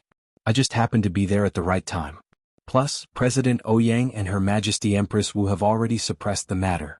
Luo Nan knew that it wasn't easy to win people's trust with these words. He thought for a bit and faced the uniformly raised middle finger from his group of friends. He spoke without thinking, I was just unlucky that time. So far, the real work that the society has arranged for me is last month.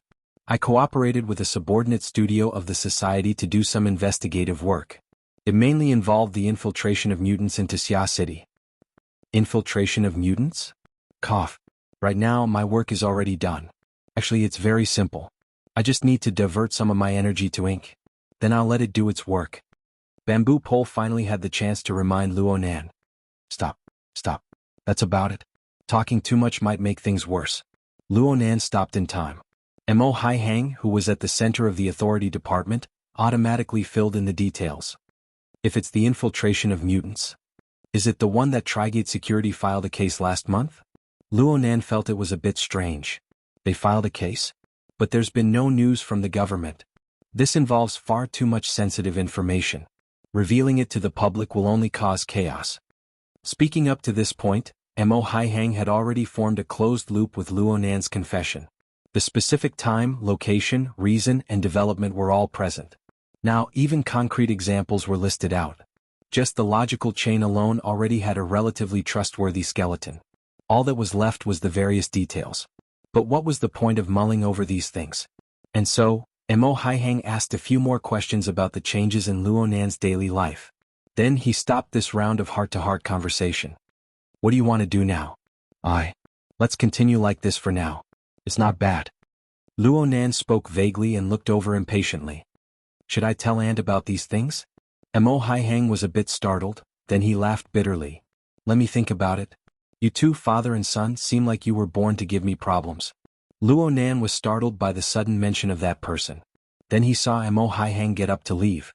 That's it. Just a few superficial questions like dragonflies skimming the surface of the water were enough to get through?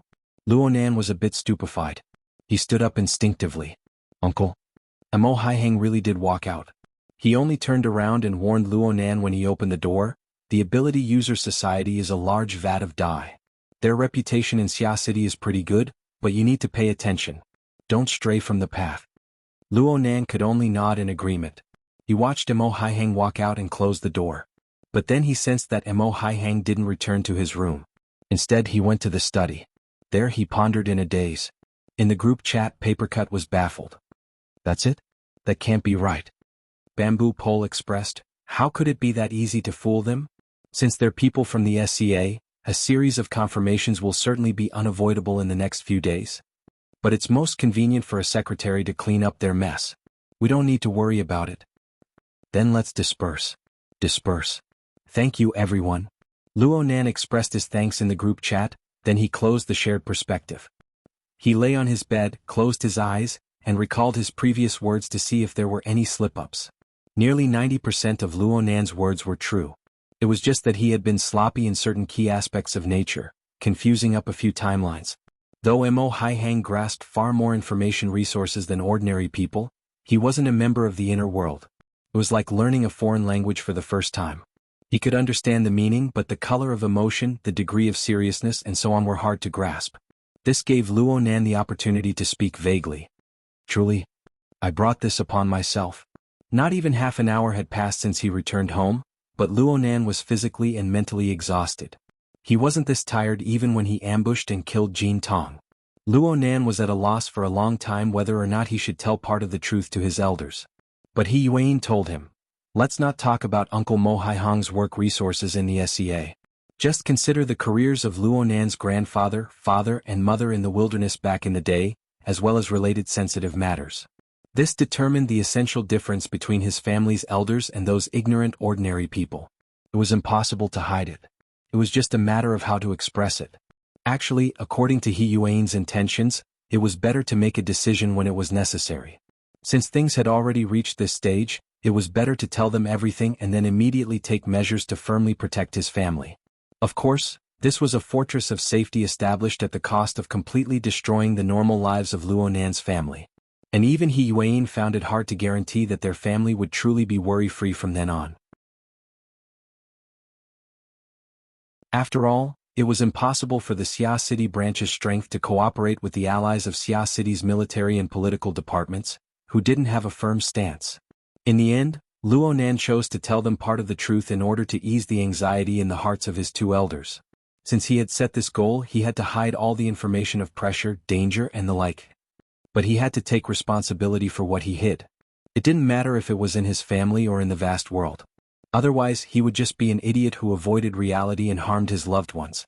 Luo Nan felt that he wasn't smart enough, but an idiot.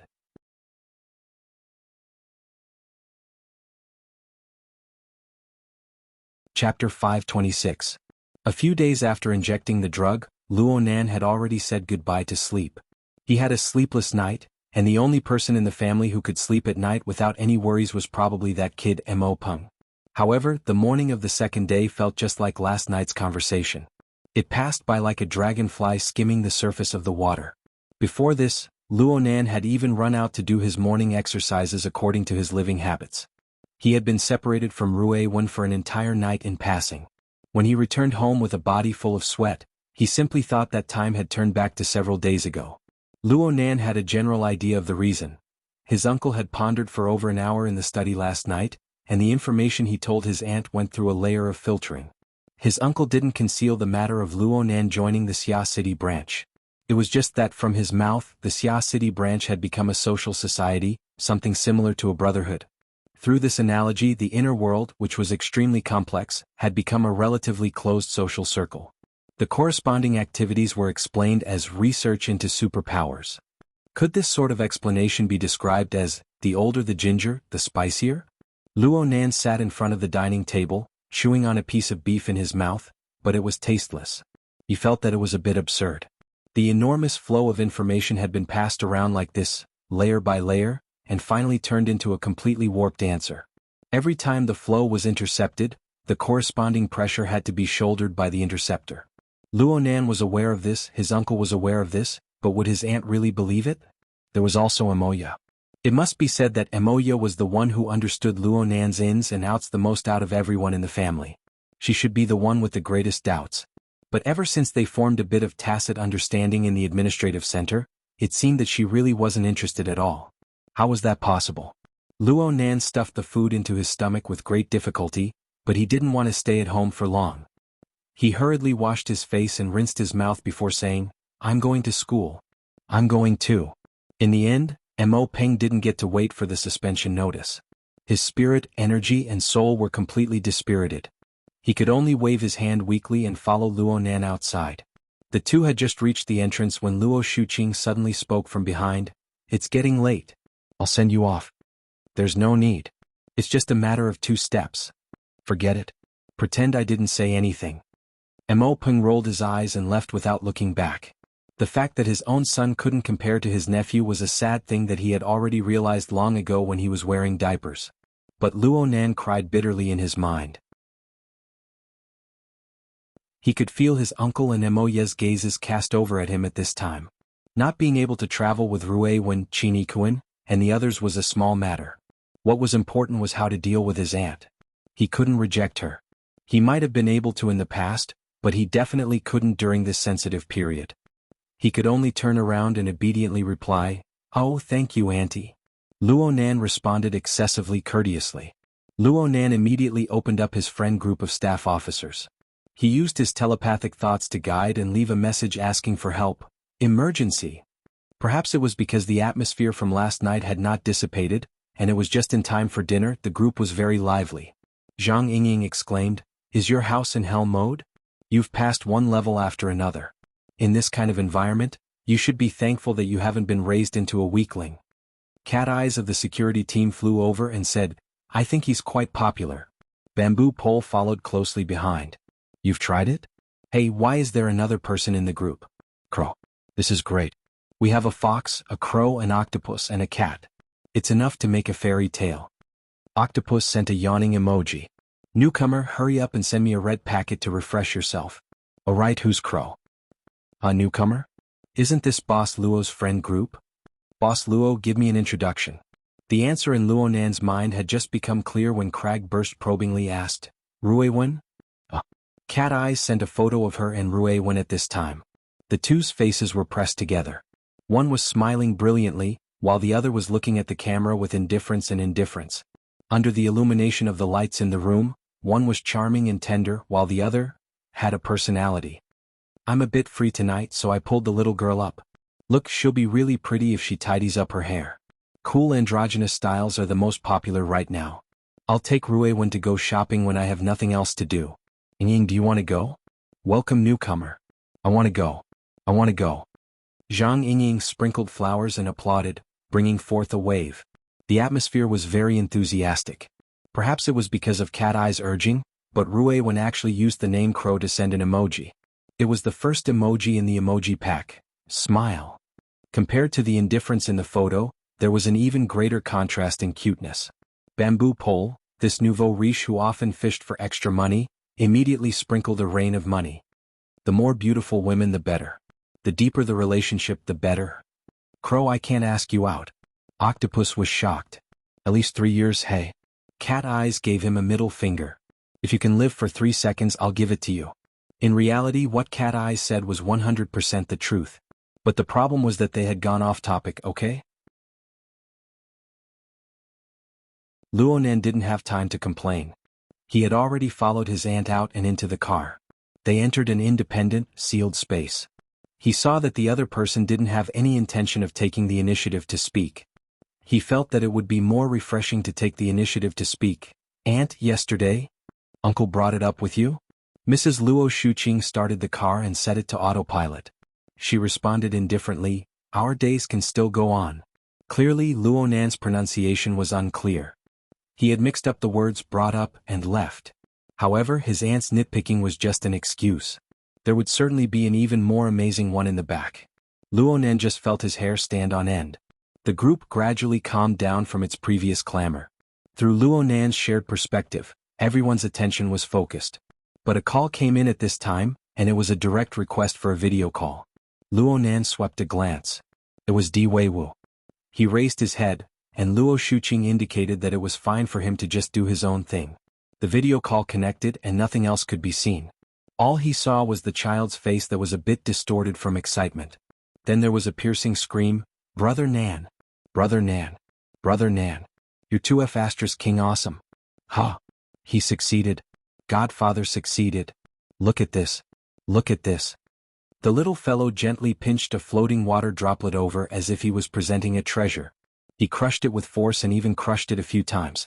But when his fingers left the water droplet for a second or two, the water droplet condensed once more.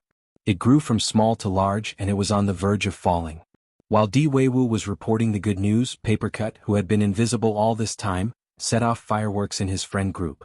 He even learned from the tycoon Bamboo Pole and sprinkled a rain of red packets of money. He succeeded. He wasted 5 years and succeeded in a single day. Boss Luo is a genius. Not many people knew about Worker Zhai's matter. Most of the people in the group were stupefied. What's going on? Luonan didn't pay attention to how Papercut would explain this to the others. He was happy for Worker Zhai. Worker Zhai's face just so happened to appear on the virtual screen at this time. This man was over 40 years old and his eyes seemed to be slightly red. He was clearly emotional. But even so, he was still more perceptive than Di Weiwu. He knew that this wasn't the time to chat when he saw Luonan's background. He grinned and said, Weiwu, sorry to disturb you. I'll just say one more word. It's done. Plus, I've successfully activated the 3rd level of the Hexier. I've crossed 2 checkpoints in 1 step. We'll talk about the specifics later. The first 3 of the 6 communication levels of the Hexier were the radio, the television, and the computer. The first 2 levels passively received information, but the 3rd level evolved to the human-computer interaction stage. According to the standards of Xia City, Worker Zhai was a qualified awakened. In other words, not only did Worker Zhai successfully create a semi-permanent condensation ring, but he also borrowed this miraculous structure to increase the level of his soul strength and cross the checkpoint of awakening. For an ability user, this was absolutely a major event that would allow a carp to leap through the Dragon's Gate. Even though Luonan was currently plagued with troubles, he was still happy for Worker Zhai from the bottom of his heart. This is a great thing. Congratulations. Worker Zhai did his best to maintain a smile and a steady voice, but in the end he just hoarsely said, "Thank you, Nanster."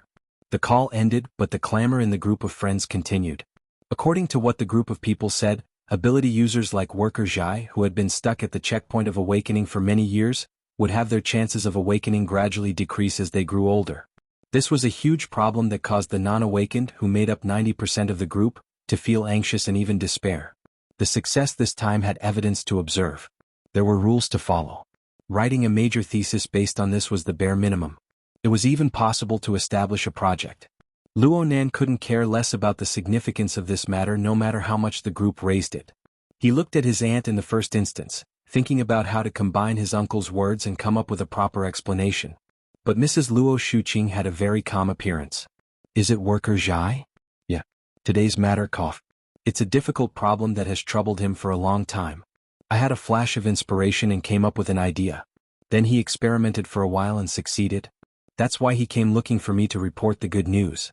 Luo Shuqing laughed but didn't say anything. She shifted her gaze forward, looking at the high-speed magnetic track that continued to extend out. This was bad. Mrs. Luo Shuqing was a senior HR employee who didn't show her emotions on her face in society. Every year, who knew how many elites brimming with confidence would sigh in the face of the past she guarded.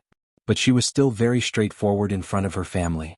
She said one thing as one and two things as two.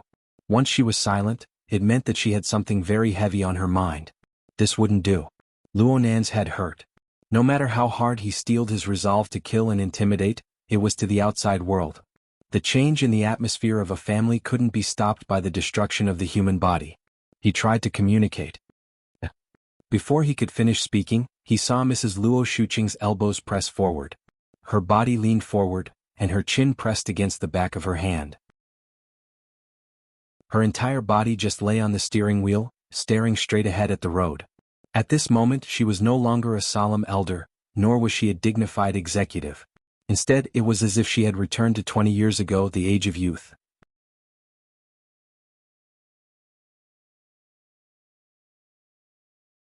Chapter 527. Luo Shuqing's expression of indescribable emotions caused the atmosphere in the car to become increasingly strange.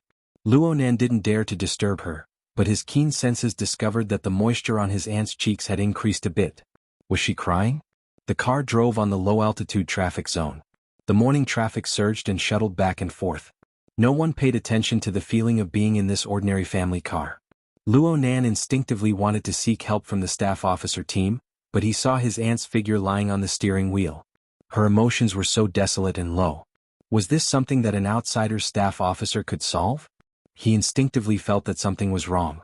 His friends noticed the situation in the car at this time and the clamor died down. But strangely no one gave him any ideas. The silence on both sides made Luonan suddenly realize something. Yes. How could an outsider deal with a family's emotional problems? He subconsciously cut off the shared view and closed the group chat. But this didn't help his ability to solve problems. His mind was still a field of blankness. His aunt suddenly called out his name at this time. Her pronunciation carried a bit of a nasal sound. "Your birthday is coming soon, right?" "Mommy? It's June." "I'm talking about your father." Luonan was suddenly stupefied on the spot. His aunt knew of his serious dissatisfaction with that person these past few years. She rarely took the initiative to mention it, so Luonan had already lost the relevant reaction. Should he be angry? Should he be furious? There was an instant when Luonan's heart was blocked by some sort of negative emotions. But the amount that truly surged to his head was much smaller than he imagined. Luonan had a general idea of what was going on.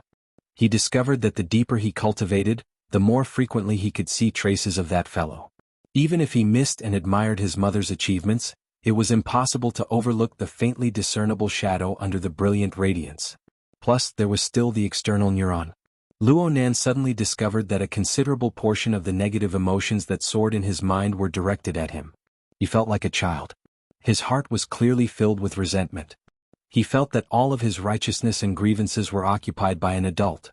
But when an adult sent him a candy, he couldn't help but chew and eat it. There was even a hint of delight in his heart. Where's your backbone? Where's your righteousness? You were so angry for so long. Was it just a hypocritical gesture for a candy? Luo Nan used his fist to heavily pound his thigh, but he forgot that the strength of his hand was no longer the same as before. The sound of his fist wasn't loud, but he felt as if his bones had gone limp from the shock. Looking at him like this, Luo Shuqing actually laughed. Her voice was still nasal, but there was a kind of pleasure of revenge. She finally turned her head. The rims of her eyes were slightly red, but her smile was pure and distant. It was probably because of her gaze. She was clearly looking at Luo Nan, but it was as if she was looking at an old friend who had traveled far beyond the heavens. She didn't care what Luo Nan's mood was like. She minded her own business and continued to speak. It was probably this type of weather. Yes, it was snowing that day. The three of you have already returned to the city and are living in Blue Bay community. At that time he was already in trouble. Luo Nan really wanted to loudly say, "Don't talk about that fellow's trivial matters." But there was an incorporeal power that sealed his mouth. He was actually able to analyze the components within. There was the guilt he felt towards his aunt, and there was also some sort of impulse from the bottom of his heart. Therefore he only opened his mouth but no sound came out.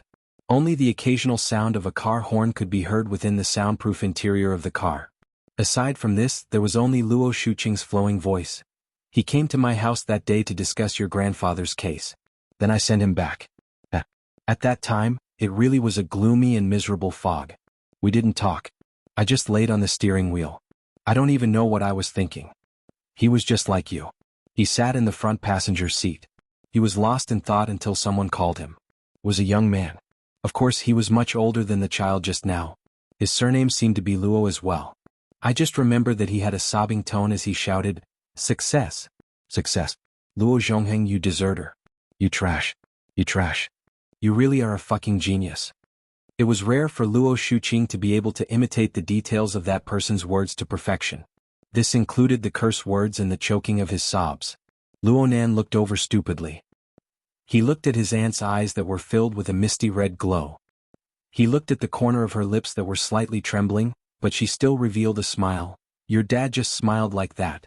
I've completely forgotten what he said. But he just smiled. This is the first time I've seen him smile since he returned to the city. This is the first time. Tears finally overflowed. They overflowed her nose and dripped onto the steering wheel. Luo Shuqing didn't wipe them. She continued to lay on the steering wheel. She gazed at Luo Nan with the side of her face. She just extended her hand and lightly touched the back of her nephew's hand on his knee. What that person said was correct. What that child said just now was correct as well. You two, father and son, are both geniuses. One idea, one suggestion, one direction, and you can benefit others. You are undoubtedly geniuses. She didn't know how long it had been, but the smile never left the corner of her lips. She just expressed her emotions like this without any concealment. "I'm very happy. I'm very happy." Luo Shuqing didn't mention anything related to the society ability users, or any other related matters during the entire journey. She only asked about worker Zhai. She asked about Di Weiwu. She asked about Ruiwen. She only wanted to know about the geniuses related to Luo Nan. As for the others, she knew that it was meaningless. The car passed through 4 city districts and arrived at Acumen College. Luo Nan got off the car and sent off his aunt. He still stood motionless in his original spot. He just felt a bit absent-minded, a bit misty, and a bit complicated. However, a certain place in the depths of his heart gradually stabilized. It wasn't until the flow of people in the school gradually thickened and the gazes of many people gathered on his body did Luo Nan realize that he had been in a daze for far too long. Qin Yikuan and the others should have brought Ruiwen over by now. Luo Nan opened up his friend group once more, but he saw that this group of people had a tacit understanding. They no longer mentioned anything related to his family. Right now, the topic of their discussion revolved around worker Zhai. They revolved around his breakthrough, the specific process and method of his successful awakening. Papercut was truly happy for worker Zhai. He was crazily promoting the marvels of the condensation ring. Of course, this included Luo Nan's miraculous train of thought and pointers. Looking at Papercut's posture, it was as if he hated that he couldn't just say, Luo Nan shall rise as the descendant of a martial emperor. Luo Nan blushed a bit when he saw this, and the emotions in his heart faded a bit. He simply sent a blushing and embarrassed emoji. Papercut didn't care about Luo Nan's current mood. He just stuffed a large red packet over. Introducing you to old Zhai was the wisest decision I've made in all these years. I'll have him treat you later. Everyone sit down and keep him company. Luo Nan subconsciously opened the red packet. He was shocked to see that there were actually 5 honor points inside. This wasn't something that could be converted with money. He was immediately shocked. This isn't appropriate. It's fine. I'm happy. Plus, exchanging 5 points for an awakening is too freaking profitable. Bamboo Pole sent 2 thumbs in praise. Brother Papercut is heroic. Boss Luo is a genius. One by one the people below followed suit and lined up. Even Ruewen was at the tail end of the line with A+8. It was unknown if she did it herself or if Cat Eyes helped her. Luo Nan simply asked from below, "Where are you now?" Parking lot, exit A4. Shui Lei, who had been accompanying Gym Master Mao Dong for the past 2 days, and who was also in charge of protection, exploded out at this time. Shui Lei had a stupefied expression. What's going on? While Shui Lei laboriously flipped through the historical information under everyone's reminder, Zhang Yingying said to Luo Nan, "Look over here. Look over here. Your chance to win a new nickname is here." Luo Nan replied with a head-scratching question mark. It was rare for Zhang Yingying to formally send a long paragraph of text. The boss is very interested in your and worker Zhai's train of thought and method. He feels that this is a new direction in the application of the dripping sword. It will be helpful to those who have not awakened or have just awakened. It just so happens that the elementary training class is about to start. Luo Nan, hurry up and write the lesson plan. I'll let you go this year. Luo Nan only replied with an ellipsis. The others grew more and more excited. Congratulations. You can call him Teacher Luo in the future. Professor Luo is still more pretentious. The boss hasn't gone on stage yet. Do you want to practice in a small area first? We'll give you some face. Luo Nan sent a sweating emoji. No way. How many days has it been since I finished my basic training? Plus, it's just an idea. Worker Zhai is the one who came. Shouldn't Worker Zhai be the one to go? None of them can escape. Worker Zhai wants to participate in the exchange of experience. Hurry up and notify him, Papercut. No, just pull him into the group. It should be fine to use the Hexier. Of course it's fine. I'll go pull him in. Papercut went to invite Worker Zhai into the group. Luo Nan's thoughts grew firmer. Having Worker Zhai is enough. Why would I join in the fun? You guys know that right now I'm in a terrible mess. I can't split myself up. Yingying, can you help me explain this to Her Majesty Empress Wu? Oh, that's true. Zhang Yingying looked at the members list of the group. Crow had only spoken a few times. Zhang Yingying felt that it was a bit too much. Just thinking about the troubles that Luo Nan was currently encountering was enough to make them feel like their scalps were going to explode. Then I'll tell the boss? Tell him. Tell him. Thank you so much. Luo Nan managed to get out with great difficulty, and he saw Rue Wen and the others at the exit of the underground parking lot. Let's go to Gear first. Rue Wen can stay there when I go to class in the future. Cat Eyes can accompany her. Well, if my family goes to the orphanage to check up on me, you know what to do. Rue Wen nodded slightly. Luo Nan had Rue Wen go to Gear for other reasons than for better arrangements. Before he could instruct Cat Eyes face to face, the Hexier rang with a sharp and ear-piercing alarm. An artificial voice also sounded at the same time. Number 5357, according to the adjusted calculations of the Branch Finance Committee, the system has already deducted all of your resource expenses from last week. You have a total of 137 honor points. Your current honor points are minus 124 points. Due to the negative value of your honor points, the system has automatically adjusted to credit mode and is preparing to shut down relevant privileges. If you have a different opinion, please file a written complaint with the Finance Committee as soon as possible. The countdown for shutting down relevant privileges has begun. It was at this moment that the countdown on the virtual vision of the Hexier began.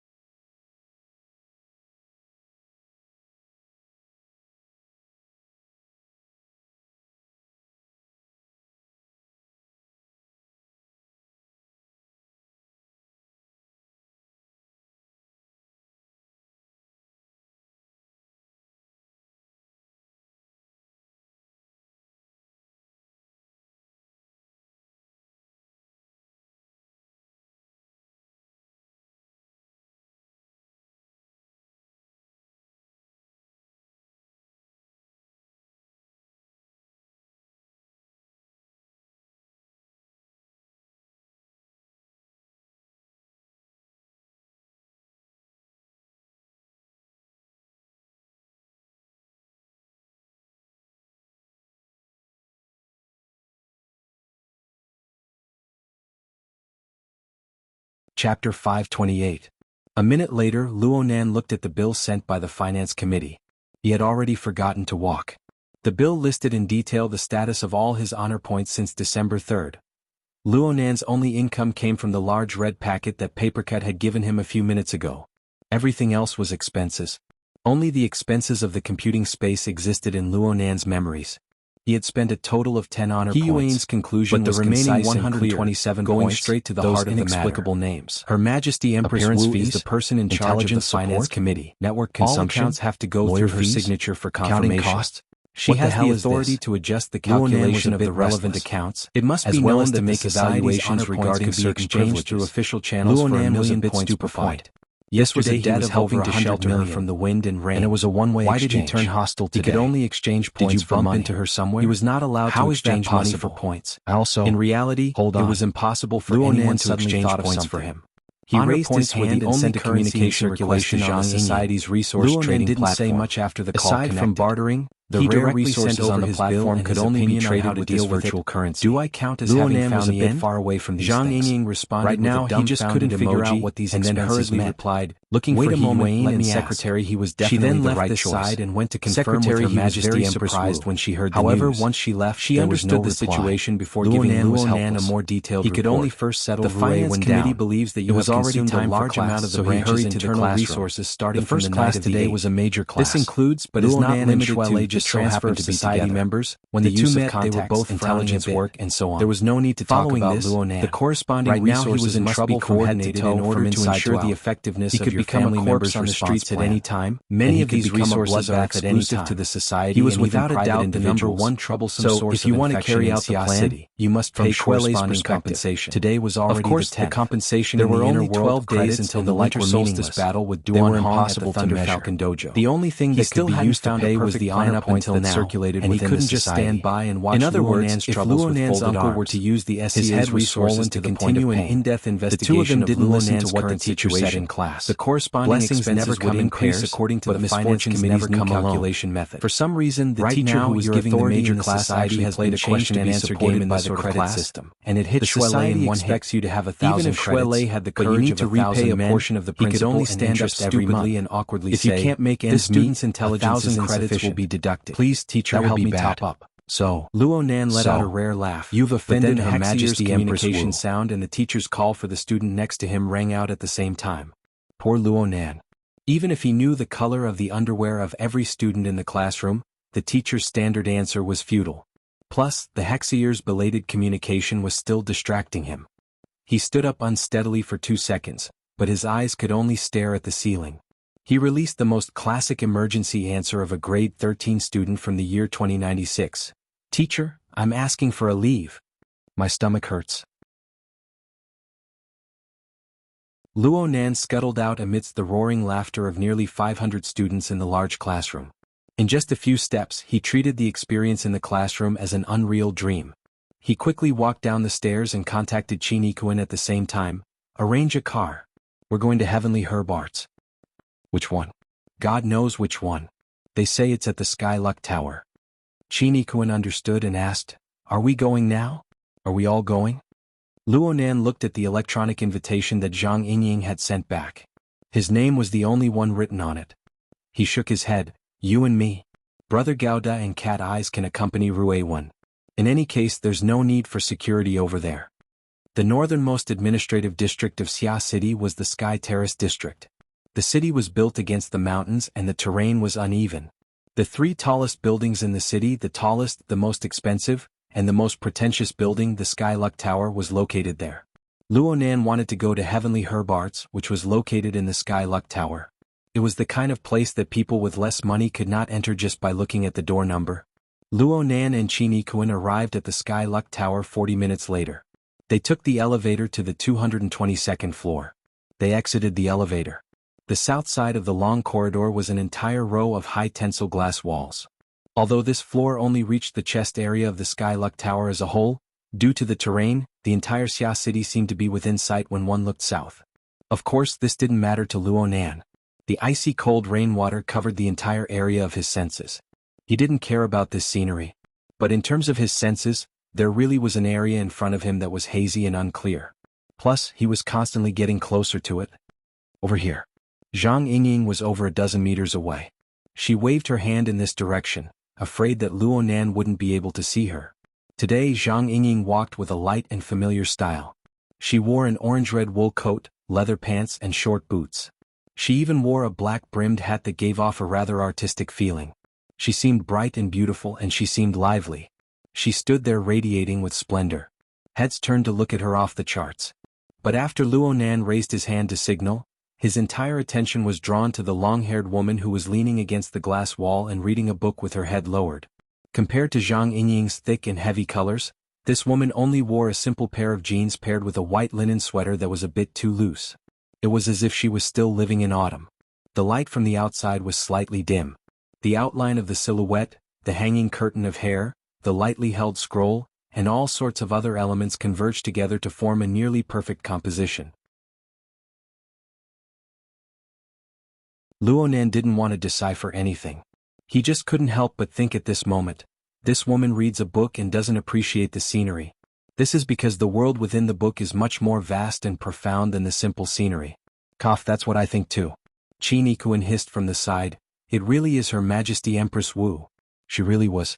Though the name of the invitation was a baffling charity art exhibition, Zhang Yingying, who had sent the invitation, was following the decree of Her Majesty Empress Wu. Her Majesty Empress Wu was undoubtedly waiting for him here. With this boss here, security work and the like really didn't have any meaning. Boss, Nanster and the others have arrived. Zhang Yingying was worried that Her Majesty Empress Wu would be engrossed in reading, so she reminded her. Her Majesty Empress Wu didn't put on an act. She simply closed the book and held the scroll in her hand. She nodded to Luo Nan in greeting and smiled. Perhaps it was because of her makeup, but this woman didn't seem to have the dignified bearing of an extraordinary. Instead, she seemed like a cultured and refined teacher or perhaps an artist. Luo Nan silently said 137 in his mind to rid himself of this misconception. Even now, he didn't know why Her Majesty Empress Wu would send him an invitation. He didn't know how he had offended Her Majesty Empress Wu. Luckily, the tone of the woman in front of him carried a bit of the sharpness that should be there. You're not slow and it's quite a coincidence. The hateful ceremony just ended. Let's just go in.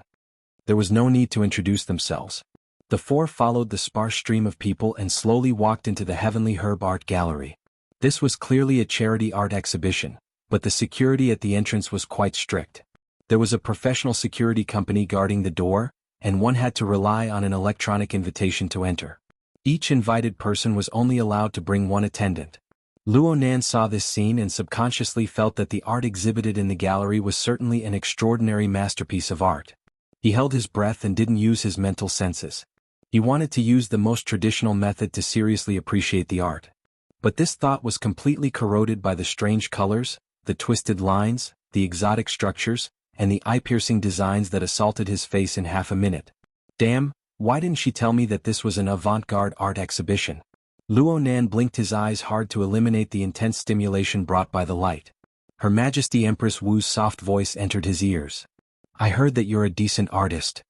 I just have a bit of experience in sketching. Luo Nan wanted to be modest, but he was faced with all sorts of designs and drawings laid out in all directions. He couldn't help but spit out a sentence. I don't understand these styles and I can't appreciate them. It's fine if you don't understand. In today's society, people can't understand paintings. It's fine as long as the explanation is self-justifying. A successful expression, a successful operation. In the end, this is a world that depends on the results. Her Majesty Empress Wu's voice wasn't loud, but she didn't deliberately lower her voice. It was hard to avoid some people giving her sidelong glances. However, they walked leisurely, and they soon pulled apart the distance between them and the people who were forcefully appreciating the paintings. The skill lies outside the painting. When you understand the cause and effect of this art exhibition, perhaps you will have a new evaluation of the value of the works inside. That you're tuning in to the Han Li's Wuxia Chronicles YouTube channel. We're so grateful for your support and don't forget to subscribe to join us on this incredible journey through captivating stories. Your generosity through donations truly makes a world of difference, as it's the primary source of revenue that allows me to expand and enhance this channel for you. Thank you from the bottom of my heart for being a part of this adventure.